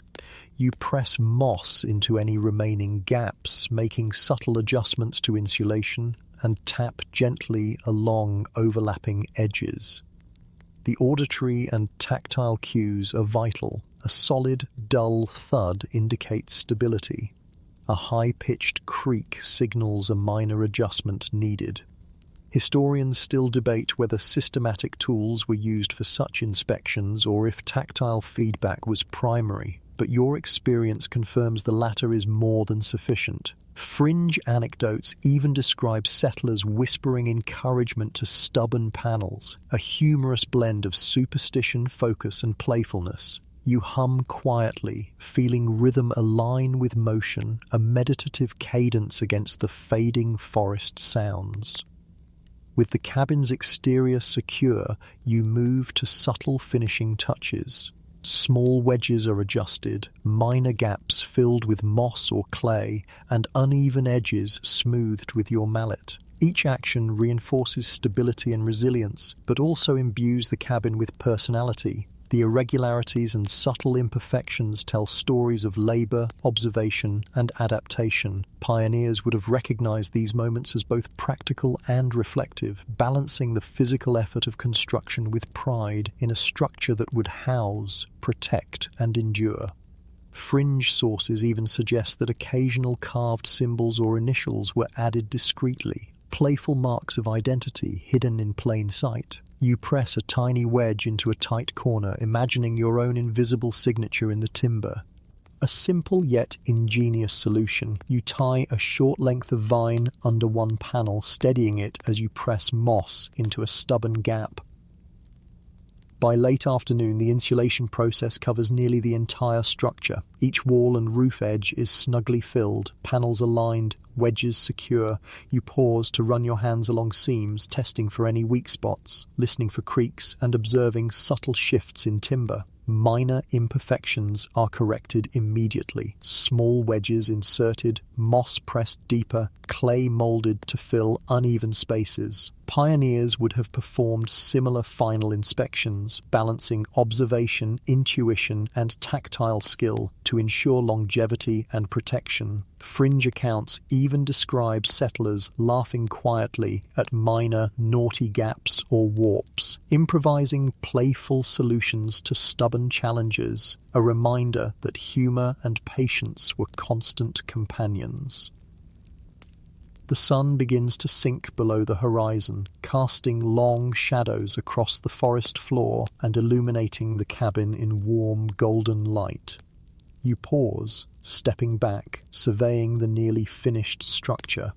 Each log, each wedge, each moss-filled crevice tells a story of patient labor, observation, tactile mastery, and adaptive problem-solving.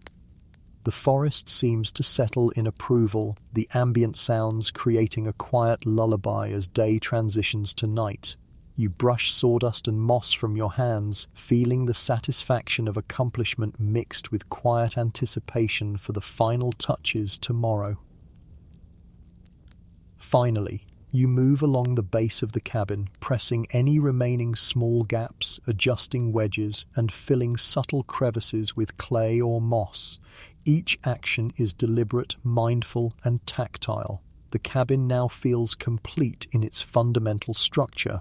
Walls insulated, roof secure, and openings properly framed. Historians still argue about the prevalence of specific materials or standardized method. Yes, but the combination of observation, patience, and improvisation is undeniable. Fringe sources even claim that some settlers left small carved symbols in hidden gaps, playful markers of presence and care. You press the last patch of moss into place, feeling a quiet kinship with the centuries of hands that shaped timber, stone, and earth into shelter and sanctuary. The forest hums softly around you, leaves rustling, birds quieting, and a distant stream murmuring.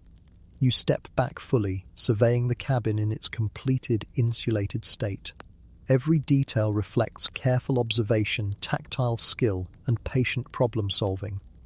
The walls are snug, roof secure, gaps filled. You inhale deeply, the earthy aroma grounding you in both place and time, feeling the quiet satisfaction of creating a structure resilient against wind, rain, and the unpredictable whims of the wilderness. The cabin is now more than wood and moss. It is a living testament to human ingenuity, persistence, and the subtle joy found in quiet labor.